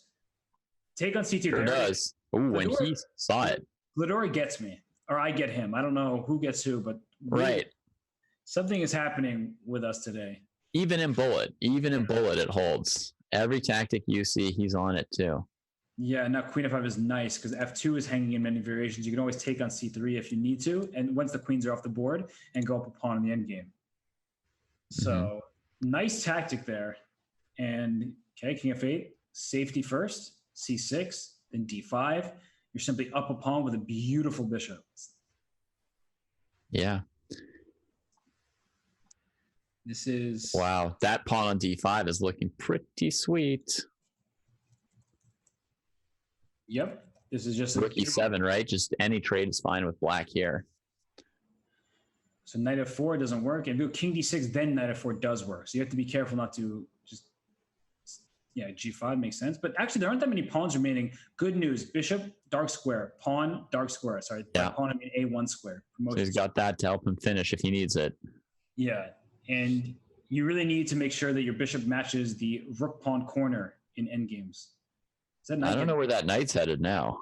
It's headed to off the board. It's done, right? Yep. Just wandered into a glue factory. Wow, we're tied up 12 apiece here. It doesn't get any more level than this. No. This is man. Awesome. Whew. Okay, so we see a sort of like a Scandinavian type structure. That's Yet another new opening. I mean, they're 2 hours and 40 minutes in, and they're still pulling out new things. There's been no lack of variety here. Okay, you feel free to take this rook on a1. I'll take with my queen. Your dark squares will be terrible. Feel free. So b6, I assume, just to close the queen side, stop c5. It doesn't really stop c5. You can still play it and take, yep, there it is. Yeah. Improve the quality of your bishop. Yep, definitely. Now he's thinking trade a rook first. He didn't take long to think about it either. Look, a minute left. Very nice. And it felt like he stopped and thought, and he still has a minute. I like it. I think he did that because he didn't want to run to any bishop h6 stuff with the rook on c1. But yeah, I'm not sure. I kind of liked taking the bishop first, but all right, we'll see how this plays out. Bishop b5 here protects the queen and keeps the a2 pawn safe, because if I take on c2, then all you have to do is see it, and he sees it. It's amazing. It is strange. I don't know how I feel about this. And you should look through his like tournament games and see if like it's just what you've always felt. Yeah, maybe that's how to get to 2650 or whatever he's at. You know, like I lost all my rating years ago, but I can get it back if I just follow Gledura's chess. Yeah, just play his repertoire. All right, so I kind of wanted to go bishop b6 and sack. I almost want to sack the exchange to get it past a pawn. That's where my head's at. But it's definitely not necessary. a3 here. If you take on c6, I take with the pawn. You can't take back on c6 the rook because there's back rank stuff. Oh, but this is nice too, right? Is he going to take it? Good square for the bishop. Now it's just draw territory, I guess. Yep. Although rook b3 is an annoying threat, because if I go rook b3 and you go bishop c3, I would have a3. Yeah, or a4. Probably a3, but a3, rook b8.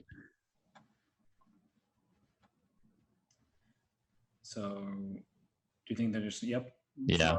Sec. I think that they're going to agree to this one. 12 and a half apiece still. That felt a little like a 2700 tournament game where they both know it's going to a draw, and so they just sort of head there quickly. Yep. And I can't tell who's more confident in the bullet, because Awonder's up 3.5, 2.5, I think, in this segment, but that's both exactly sides. Right. I mean, Awonder did lose that game by disconnecting, so we have to keep that in mind. But Gledura had an interesting position at that point. So I don't know who's more confident here. Yeah. It's hard to say. Hard to say indeed. Let's check their faces. Awonder looks a little nervous to me. Yeah. I mean, he's playing so well. If I just look at the board, I would have said that Awonder was more confident. but actually Gledura seems more relaxed. Yeah. When it does, he's like pretty upright there. Interesting position now. Look at these. The 4 pawns there. Yeah, G5 makes sense to keep an eye out of F4. Yeah, that's better than leaving them all there in a row. The problem is this knight on E2 is nowhere good to go. So I would consider F4 to shut off this bishop. Good move. Okay, this is a wondrous time to listen to me. But this bishop on G7 now is not getting anywhere good. I want to play knight C1, knight D3, and then probably go to E5. So there it is. Yeah, he's going to do that. And then it's probably just going to fizzle out because you just have a queen left. There are no pieces. So rook C6 maybe to try to take the C file, but there's nothing happening on the C file. Mm-hmm. So yeah, I don't see much to do here myself. I mean, as far as targets, there's no routes for either king to get in, and there's not really anything to attack. We're going to see another opposite colored bishop draw. Knight takes take on C6 and shake? No. Yeah. Play bishop F8 and then king C7. Well, if you go bishop F8, then I'll go knight D3 to E5. Mm-hmm. But then bishop F8. Oh, that bishop was almost trapped. In fact, I think he shouldn't have gone A4 yet. He should went knight D3 to C5 first, but okay. This is... So king B6 could be played there? I mean, where was the bishop? Oh, C8. That's why he's... Yeah. Yeah. Right. So it's not so easy to control this. Take it. Just take it and make a draw. Oh, but this might not be a draw so easily. The G3 pawn is super weak. Yeah, the pawns are all in dark squares. There's the bishop to H4 plan, yeah? Yes, bishop 8. Ooh, but then bishop comes to F1, so you might not get there in time. Maybe king... Okay. Time this really well, and I'm not sure how you do it. I would not accept a draw here, that's for sure. No. Oh, it's a big mistake. What? That's weird. Yeah. Huh.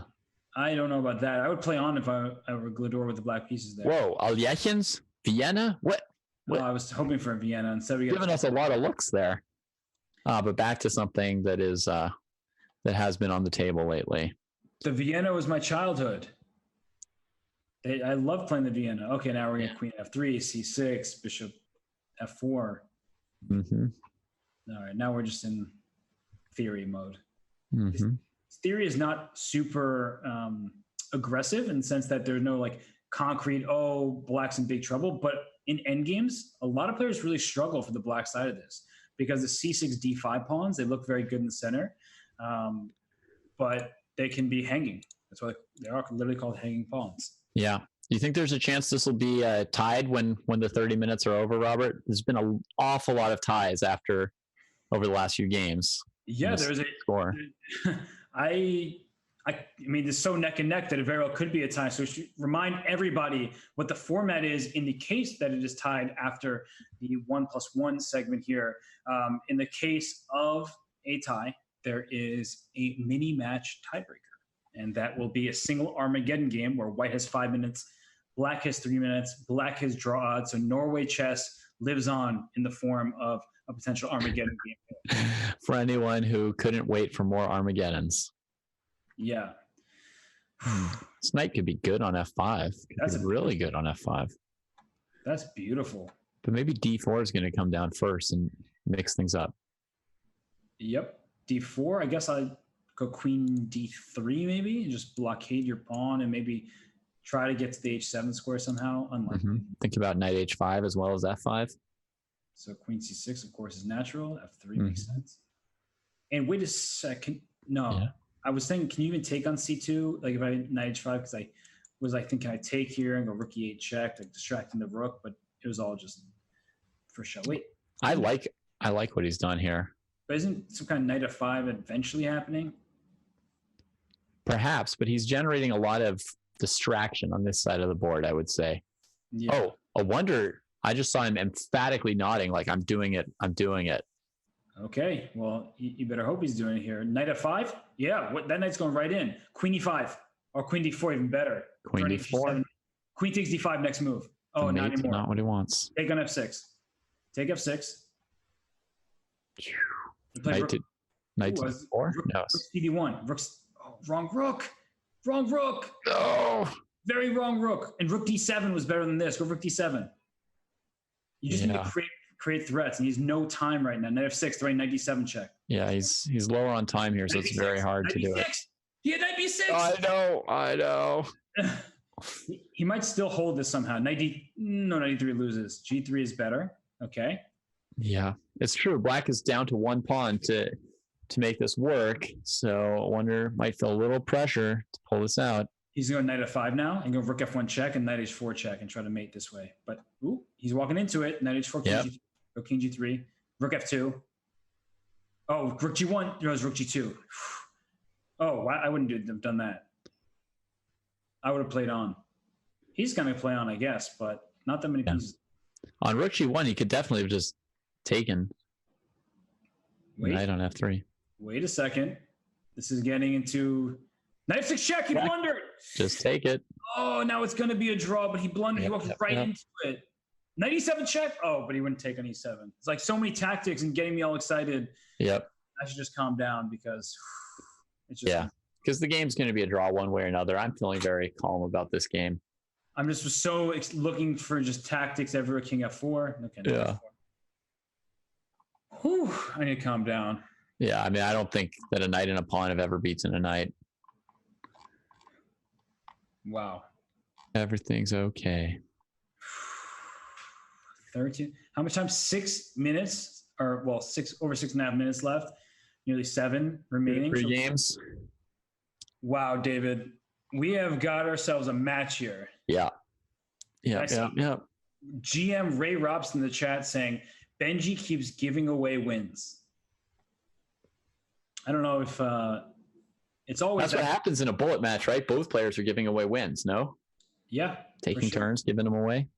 Queen c1, going to bishop h6, but I don't really like having my queen on the c file because when bishop g4, rook c8 happens, my queen feels misplaced. f6. f6. Yeah. F6. The bishop on h8 doesn't look great, but the bishop on e6 found home. Rook c8 comes. This pins the knight on c3. And here I'm not really a fan of Awonder's h-pawn. I know it's done great things for him all day, but I don't know that it helps white at all in this position to throw that h-pawn forward. I feel like almost I'm watching like Levon Aronian with all his h-pawn pushes. Levon loves those like random h-pawn. He does. He does. Okay, but what do you make of this? E4 now? Oh, then the bishop E3 and the knight C2. Yeah, E4 he played. All right. Yeah, he went for it. Try to cut that bishop off while he can.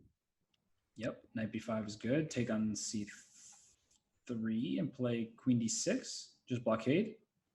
Well. F5 is also good. At some E7 hanging, so this is solid. And E3 is going to be a big problem for white at some moment, right? Just to break open white's king side. Only because he ran his H-pawn, but yes. No, but you're absolutely right. If you could put the pawns in H2 and H7, white is so much happier than he is right now. Yeah. And we have tied the previous record with 7 draws in the match. That's how close and even things are here. That they're also individually drawing the games. E3. Go E3. Oh my gosh. Oh man. Yeah, it's screaming. E3 is screaming to be played. You could still do it. Oh, but F4 then E3 is probably even better, isn't it? Yeah. E3, take F3. Do it. E3, F takes F3. You're just winning. Oh. Just go. And then queen comes to G3. You have the square. It's a good time to think. He had 40 seconds. He can spend 10 or 15 seconds calculating this. Yeah, he's doing it. It's not a bad time to do it. There's no way you don't play E3 here. I don't see another move. Oh, no! No! No! Oh, did he trick him? No, there's rook. No, you still can't take on F3. Pawn takes F3, and then Queen G4 made him. Oh, I guess it doesn't work. Oh, gosh. Bishop D4. Oh, my God. E3! No, E3 doesn't work anymore. E3 doesn't work now. The rook on C5 is out of the game. It's going to go for Awonder this game. Somehow it's going to go for Awonder. Oh, my gosh. This is just hurting my soul. Wait, E3 now is going to hurt, though. I mean, he has such an opportunity to do it there. Just take the pawn. Just take the pawn. Oh, what? What? Oh, is he mating on the H file? Take? But no, what? But he can take. He can just take. Oh my gosh! Oh my gosh! No! Gledura threw that away. Ray Robson. Ray, you just said it. He's throwing away winning positions. Rook on C5. Rook on C5. And there was 3 minutes and 20 seconds left, so he needs to. Yeah. If he doesn't win this, if he draws it, he needs to do it quickly because. Yeah. Oh my gosh. Yeah. Well, this like exchange swap kind of thing is going to increase the chances of a long draw, huh? Oof. Yeah. Sapping the knights from the game. Oh my, I can't believe this. That was pretty shocking. He had such a nice one. I hope Gledura is aware of the match clock because, if it's going to be a draw, sometimes you just have to like admit it's going to be a draw. But if you're a Wonder, you play this out as long as possible. Yeah. Well, if a Wonder wins this match, it says that being like tense is not a bad thing. He's been so focused here. This match has been amazing. Okay, but A5 falls and the C5 square looks great for that white knight. Yeah, there's this chance of trading on E4, isolating the knight on C5 against the bishop. Yep. Getting a mismatch in the post. I like the reference, and I like white bishop takes E4 now, knight C5 coming. Yep. Oh, give me that square. Then I can play pawn E3 and say your bishop is not going to open up. Essentially, black wants to throw this E4 pawn off the board and put a bishop on D5 or C6 or A8 or whatever. Yeah. Wait, what? Does he have a draw with King H1 if the knight just takes the piece here? I don't see it. I don't see it. Just take. There he goes. Yeah. Queen G4, King H1, Queen takes F4. Like, you can get one pawn, but that's it. Yeah. I can go Rook G1 there and try to counter checkmate you. And the time situation, E3.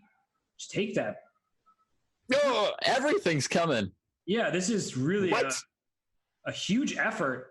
How about D5 to bring the queen over? Like D5 is a nice move. I really like that move. Now King H1, Rook G1, Queen D4 is just like put this. Oh no! Uh-oh. Oh no! Uh-oh. Wait, but it's only one check. You can't get hide on H1. So don't freak out just yet. Yeah, don't freak out too badly. Wait, but Rook G4 check and the Queen H3. Because Rook G1 check wins the Queen on H3. Oh no! Queen takes D5? Oh my god, that is amazing. He's so lucky to have that too. Can you just take en passant here and go Rook G1? Or Rook G1 first? Holy cow, we're getting the Armageddon. Yeah, we are. He's got 4 seconds. Oh, I would not have taken there. Why would my resignation? Rook F1 check. Just resigned to get one more bullet game instead of an Armageddon. Oh my god. This is unbelievable stuff. Right? He just like snuck that resignation in under the wire. I think he wanted the white pieces. That makes a lot of sense. Brilliant resignation, right? How do they choose who gets white versus who gets black in the Armageddon? I have no idea. It's based on who has the higher Blitz rating. So white goes to the player with the higher Blitz rating. Blitz or bullet? Just Blitz. Blitz. So yeah. I think did Gledura overtake him because he went +1 throughout all the Blitz? Or yeah, oh my gosh. I think he would have had the 5 minutes against 3. Although they were so close in Blitz, it's hard to be sure. Because the Wonder started out one game ahead of, basically like, 1 game's worth of rating points ahead of him. Wow. Okay. So big pawn mass here. Yeah. Yeah. We should watch the decisive game instead of worrying about the tiebreak just yet. Yes. So far. Queen D3 here? Like, what's going on? Okay. You want to draw for that Armageddon, right? I don't know what I want. I'm looking at this. I'm like, so far there's a fair chance at a draw. It's like locked up. If you trade all the minors on D5. I'm conflicted. I don't know how to... Now it's not locked up. Okay. Everything's opening up. That's a sea change. But there might be a bunch of trades happening. And who do those trades favor? I think they favor white. Yeah, slightly. White gets first to the doubling on a file. So like FE4, Rook Queen E4. Yeah. But either way, it's slightly more active. Pawn is the biggest target. Rook F1 here, just to threaten back rank mates if the queen ever leaves. Yep. So I don't know, H3, Queen F7. Okay. H6 should still be holdable, I would say. Yep. Well, the rook's coming to D8. Nope. Oh. I'm wrong. Okay, so just a quick stop off. I don't know if it made sense to go there first. I think Rook D8 first is better because you would have E7 and A7 here. Yeah. But just now it's a draw, right? I would think so. Look at the clock situation. Wonder is white, so Wonder's up 18 seconds. Yeah. So Gledura's got to be calm under pressure here, not blow another half point. Yeah, this is in drawish territory though. Should he go to A2 or D4? So go Rook. Don't play King G6. I like H5. because it looks like you might go down a pawn in any of these variations of rook takes b6, rook c6. So trading off the king. Trading off one more pawn on the king side is helpful. Yep. Yeah. Throw in a check on d3. Okay, it goes rook b4. So you can go c4 and take on a4. Yeah. Solid. Super solid. Wait, I don't love the move g5 because now after c4, king e4 happened. Oh, nice move. Nice move. Yeah. Throwing that check and then go rook b4 now and give up the g pawn. That's an easy draw. Serious rook skills there under pressure. Can you take that and just put your rook back to b4? Sure can. Rook back to b4 and excellent. We've got our Armageddon game. Oh man. Gosh. King c8. Make that draw. Oh, offered it. Did it. Boom. Okay. Well, we have Armageddon. We're going to give the players they rematch, but they shouldn't. They should be stopped here. But the players take a quick moment to gather their breath. We are going to take a break right now. We'll be back very shortly with the Armageddon match to determine who wins between Awonder Liang and Benjamin Gledura. We'll be right back in just a brief moment.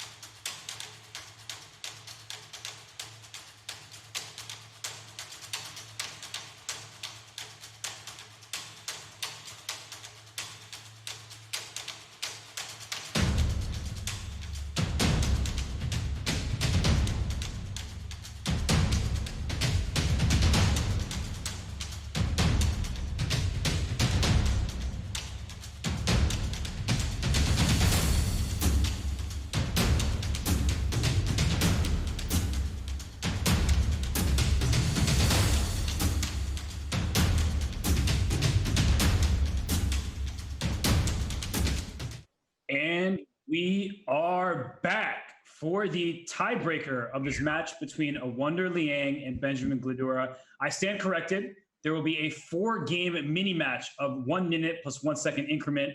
David, I am stoked. Yeah. How excited are you for this? I'm excited. This is intense. I think 2-2 is looking pretty possible in this mini match. I just feel good how certain we were before the match. This would be like a toss-up of epic proportions. Yeah. And it was exactly that. It could have gone either way. Both sides had small leads, 1-game lead, switching back to 1-game lead for the other player. And ultimately, it is a tie at 15-all. Smarter chess, well, what do we have to say to you? I don't even want to talk to you right now. But yeah, the biggest lead in the entire match was 2 games. Yes, which is just showing how close it was. Normally, we see someone go up several games, pretty early even. But these two are evenly matched. And David, okay. 1 minute, 1 second increment, 4 games. What are your thoughts? What do you do if you're one of these players? I mean, I wouldn't be able to do it like them, but they're just completely focused, as the rules were being explained to them, they're completely focused. That's all you need. You just need to stay in the zone, not worry about winning or losing, really. Just move the pieces. And here we're off. And Benjamin Gledura gets the white piece in the first game. I was actually just wondering myself which I'd rather have, white or black. And it kind of doesn't matter in Bullet because I'm sure the results are just so scattered. Classical chess, white has an advantage and wins more often, but in Bullet, I'm sure it's just all over the place. So here we have an Alyokin and an early D5, I mean, the knight's jumping into C4, but I think you can just take that on C4 and play moves like Queen A4. But that looks kind of interesting. Yep, there it is. Yep. Okay, I say Gledura. This is just you and Gledura. Bishop G4. I thought D5 maybe. Okay, so he just takes in C4 and Rook D1 is met by knight takes. No, knight takes F3, king. Yeah, who knows? Who knows? This looks sketchy for white. I don't like this at all because knight F3 check is about to go win the H2 pawn. Yeah, the king's looking really open here. So taking a knight. Oh, don't make a draw. King F1. He's not going to make a draw. Wait, excuse me? What, you're right. Darn. I was hoping that Queen E2 looks bad. Knight D5. No, I mean, like Awonder's got a super promising position here, in my opinion. I agree. With the weak white king, which is even more valuable in a bullet game. So he can grab F4, just play this one. Yeah, free control over the board. The one concern I have is in any long game, there's B4, B5, C6. Right? We saw that earlier. Awonder actually did that to Gledura in the opposite situation. But right now, Rook E8, Queen F3 check is always an option. Rook to E4 to G4 checkmate. This might be toast time. Yeah, it's really scary right here. I like that move 91 though. I mean, you have to get defensive to try to save this. Maybe Queen D3 as the Queen F1 was also an option. Don't play Queen F3 next. Oh, what? What? No. Your big advantage was the white king position. He's shaking his head like I didn't even see he could take my queen. There was not just a hit shake of the head. There was might have been a curse there too. A whole no me. Oh my gosh. What did he just do? He traded queens and his pawn is blockaded. He's not even really up a pawn anymore because he's double isolated F pawns. White is probably going to be better in the near future. Yeah. Black's the one who risks to lose this endgame. So that's... Rook A3? Oh, he didn't go Rook A3. Rook A3 now. Get your rook off the back rank so you don't have Rook G8 check. So he does it. And, well, the F5 pawn will fall. And then that frees up the E4 square as well. But, or it won't fall. This is getting complex. Rook D4. It's a little bit messy. That rook's kind of out of play on... No, knight C5. Knight C5. Go knight C5. So if rook takes before, there's knight D7 check. Instead, he goes here. And the king is escaping back to G7. All there's rook D1 check now. Got his rook back in the game, at least. Yep. Played bishop E7. Played bishop E7. There it is. Go rook takes B4 because the knight's pinned. Rook B6. There it is. Take back on B4. And we're now into equal material. Into drawish territory. Still a lot of shakes coming out. Yeah. Wow. Awonder is not happy with himself. No. And I can't blame him because he had this game. He totally has. I don't know. It's not that. I mean, I don't feel like he played badly. It doesn't seem that grim to me. He made one mistake there with that queen trade, which may have even been a mouse slip or something. I don't know. It was one very weird move. But other than that, he's shown great presence of mind. Yeah, that was really strange. That was a really, really strange Queen F5 move. Of course, we didn't expect it. It was bad. He immediately recognized how bad it was. His king on H6 is not that safe, by the way. No. There are some opportunities for white. Okay, well, now the king is out. I would say to use the G file, play knight E5, so going after the king. Now that king is perfectly safe, and I wonder at what point we to split the point. Yeah, I mean, again, it feels pretty equal, but we might get a chance to see what happens if they both move around low on time. Yeah, I would play rook to D7 if I'm. Okay. Bishop E1. Gledura avoids the draw. He's aiming for rook D7. Oh no! Thinking he can generate something here. Okay, rook takes F7. Can't take on H5. It's made on H7. Yeah. Bishop E1 check. Rook G1 check. King can go to F5, right? That's not a bad square. Knight G4. It's mate. Rook H7's mate. Oh! How did white win this game? No way. Well, just the queen trade. I mean, that's really like the story. I mean, there's a million things that could happen afterwards, but it was anyone's game once the queen trade happened. Oh my gosh. And the knight and the rook just teamed up. The bishop never found a safe square. The f7 pawn felt like a target. We have advantage Gledura up 1650. Yeah. So it just seemed like it was hard to use the bishop in that endgame somehow, right? Like to figure out what side to be on, where to control some squares.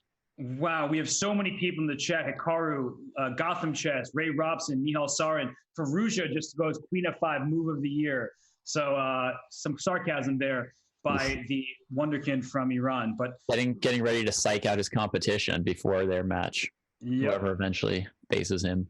Oh my gosh, we have just what an epic match it's been. And David, what do you think of these Sveshnikov kind of closed structures in a bullet game? Do you think it's easier to maneuver with white or black? I think probably about equal. I've just been waiting all day to see a Sveshnikov, and I wouldn't have gotten it if not for the tiebreak. So thank you, tiebreak. You've been trying to work on your classical theory here, and thank you for playing this bullet. But I honestly feel like it's easier for white to play, and you see the time advantage here for Awonder. And the reason why I feel that way is this bishop on h6 feels pretty stupid for the time being. And you have to be like concerned with the d6 pawn as a target. And how exactly do you progress? Can white just go king g2, bishop h3, instead it goes g4? And making use of the fact the queen is on a5, knight takes f4, rook takes d6. Yeah. A pawn. That is a pawn. Yeah, sure is. Okay, I like this move, knight e5, going after g4. The bishop on g2 is also a pawn. Oh no! Rook d4, just play it. Play it fast. Queen f2. You have to but that 95 move, that was pretty quick getting back into the game, huh? Yeah. Oh my gosh. But you have to play knight e2. Go after the f4 pawn now. Right. I don't think you can afford to trade anything more on e6. You can't afford to play rook d1 and get tied up on too many lines, so it's got to be knight e2. Oh, okay. He's going to the e2, and he's going to rook d1 and try to hold the draw this way. Oh, no, not rook I don't think you can. Rook d3, right? Yeah, this is just bad news. Can he just take on b3 here? A b3?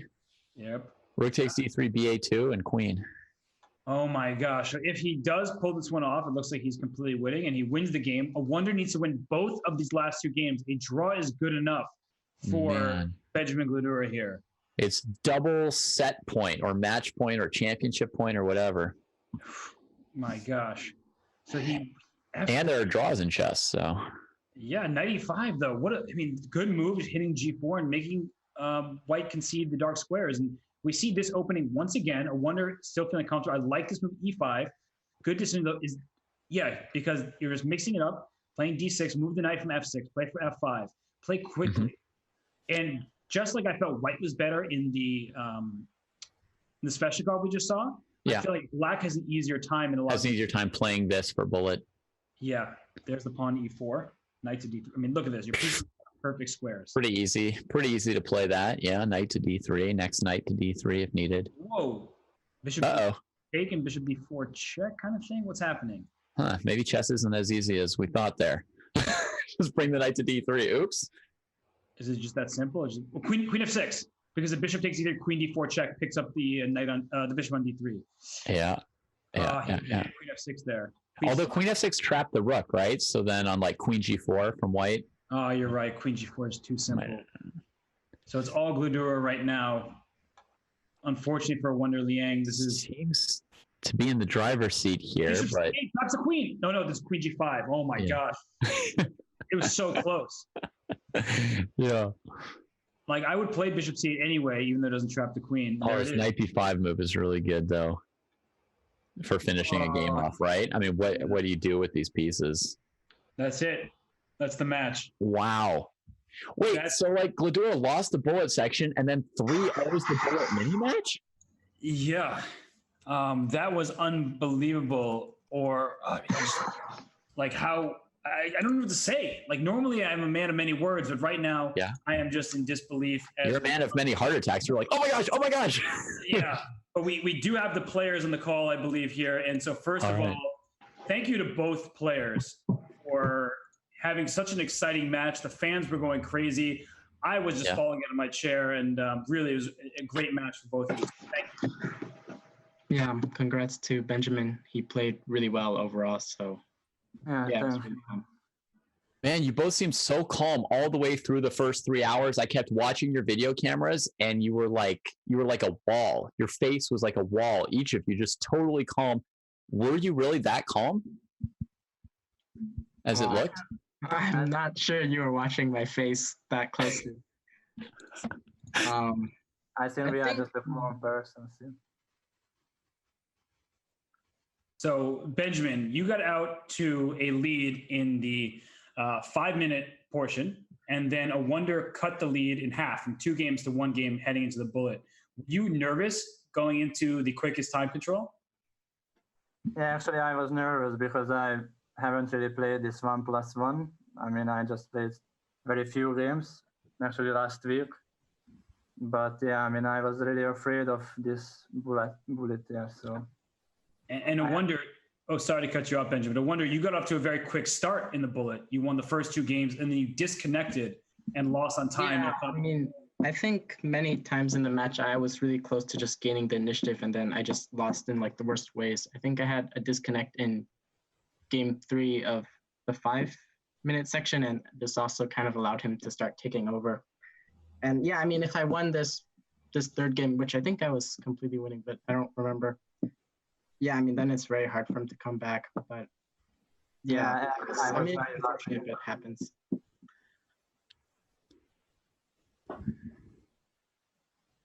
David, do you have any questions? I mean, I'm just still in disbelief right here. Yeah, I mean, I honestly, watching the 3rd segment of Bullet, it felt to me like Awonder was a little bit better in Bullet, and then you guys switched to the mini match, and Benjamin won, and so I was surprised again. Benjamin, how did you feel your chances were after that Bullet segment and knowing that you were going to go into a 4-game mini match? I mean, I felt I was under pressure all the time. I mean, especially in the beginning.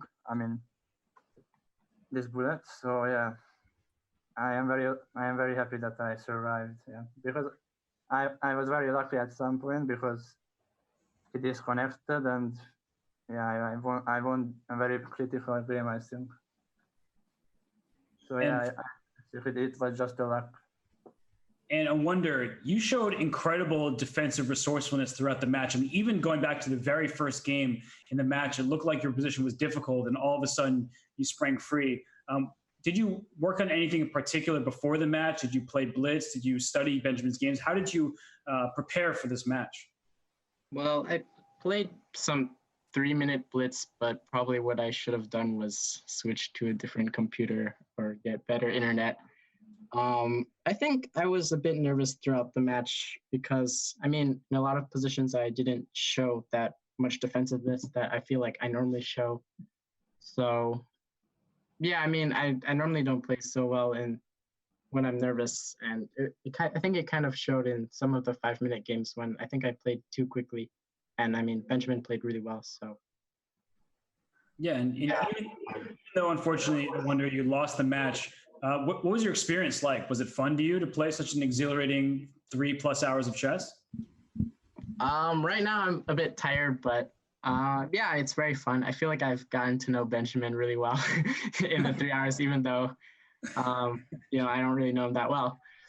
But yeah, I mean, it's really, I've never played Blitz for this long before, so yeah. Is it an experience you would want to repeat? Sorry, what? Is this an experience you would want to repeat, playing 3 hours of Blitz against another? Yeah, for sure. I mean, it's a lot of fun. I mean, it's tiring, but it's very fun. And speaking of repeating the experience, Benjamin, it looks like you move on to play Jeffrey Zhang. How do you rate your chances against going from one very talented American junior to the next? How do you rate your chances in the quarterfinal matchup? Yeah, I am really looking forward to the match because I wanted to play Sion for a long time. Actually, we are same age, so I think it will be fun. And he is a nice guy, so yeah. Have you ever played him in tournaments? Yeah, actually, we played once when we were 12, but otherwise we didn't meet him. So it's been 7 years since you've played. Yeah. It's a good stretch. I imagine both players are very tired right now, but I do want to thank you just profusely one more time, because that was the most fun I've had commentating one of these matches in a really, really long time. So Awonder, sorry it didn't go your way, but thank you so much for being such a worthy competitor. And Benjamin, really congratulations on a very tough match victory. Yeah, thank you to you guys, and thanks to Benjamin. It's a really, really fun match. Thank you. Thank you. Yeah, that was just fun for everybody watching. It was a fantastic show. Yeah, and I mean, I'm just still my brain is still over the place. I just enjoyed that so much. And as we see, we've completed the first round of the Junior Speed Chess Championship 2019. The matchups are set. It was all chalk. It was very close to not being, but the 1 versus 8 seed, Wei Yi plays Van Forest, Alireza Firouzja 4 against 5 against Samuel Sevian. Parham Maksudlu gets Alexei Sarana, and Jeffrey Zhang is playing the winner of this epic match, Benjamin Gledura. David, before we sign off, any match you're particularly looking forward to in the quarters? Yeah, for me, Firouzja against Sevian, because I feel like Sevian's been on such a streak, and he had a very decisive victory in his first round match. So I know that Firouzja has these like amazingly high ratings, and everybody's, a lot of people probably want to watch him because they think he might be the favorite in the whole competition.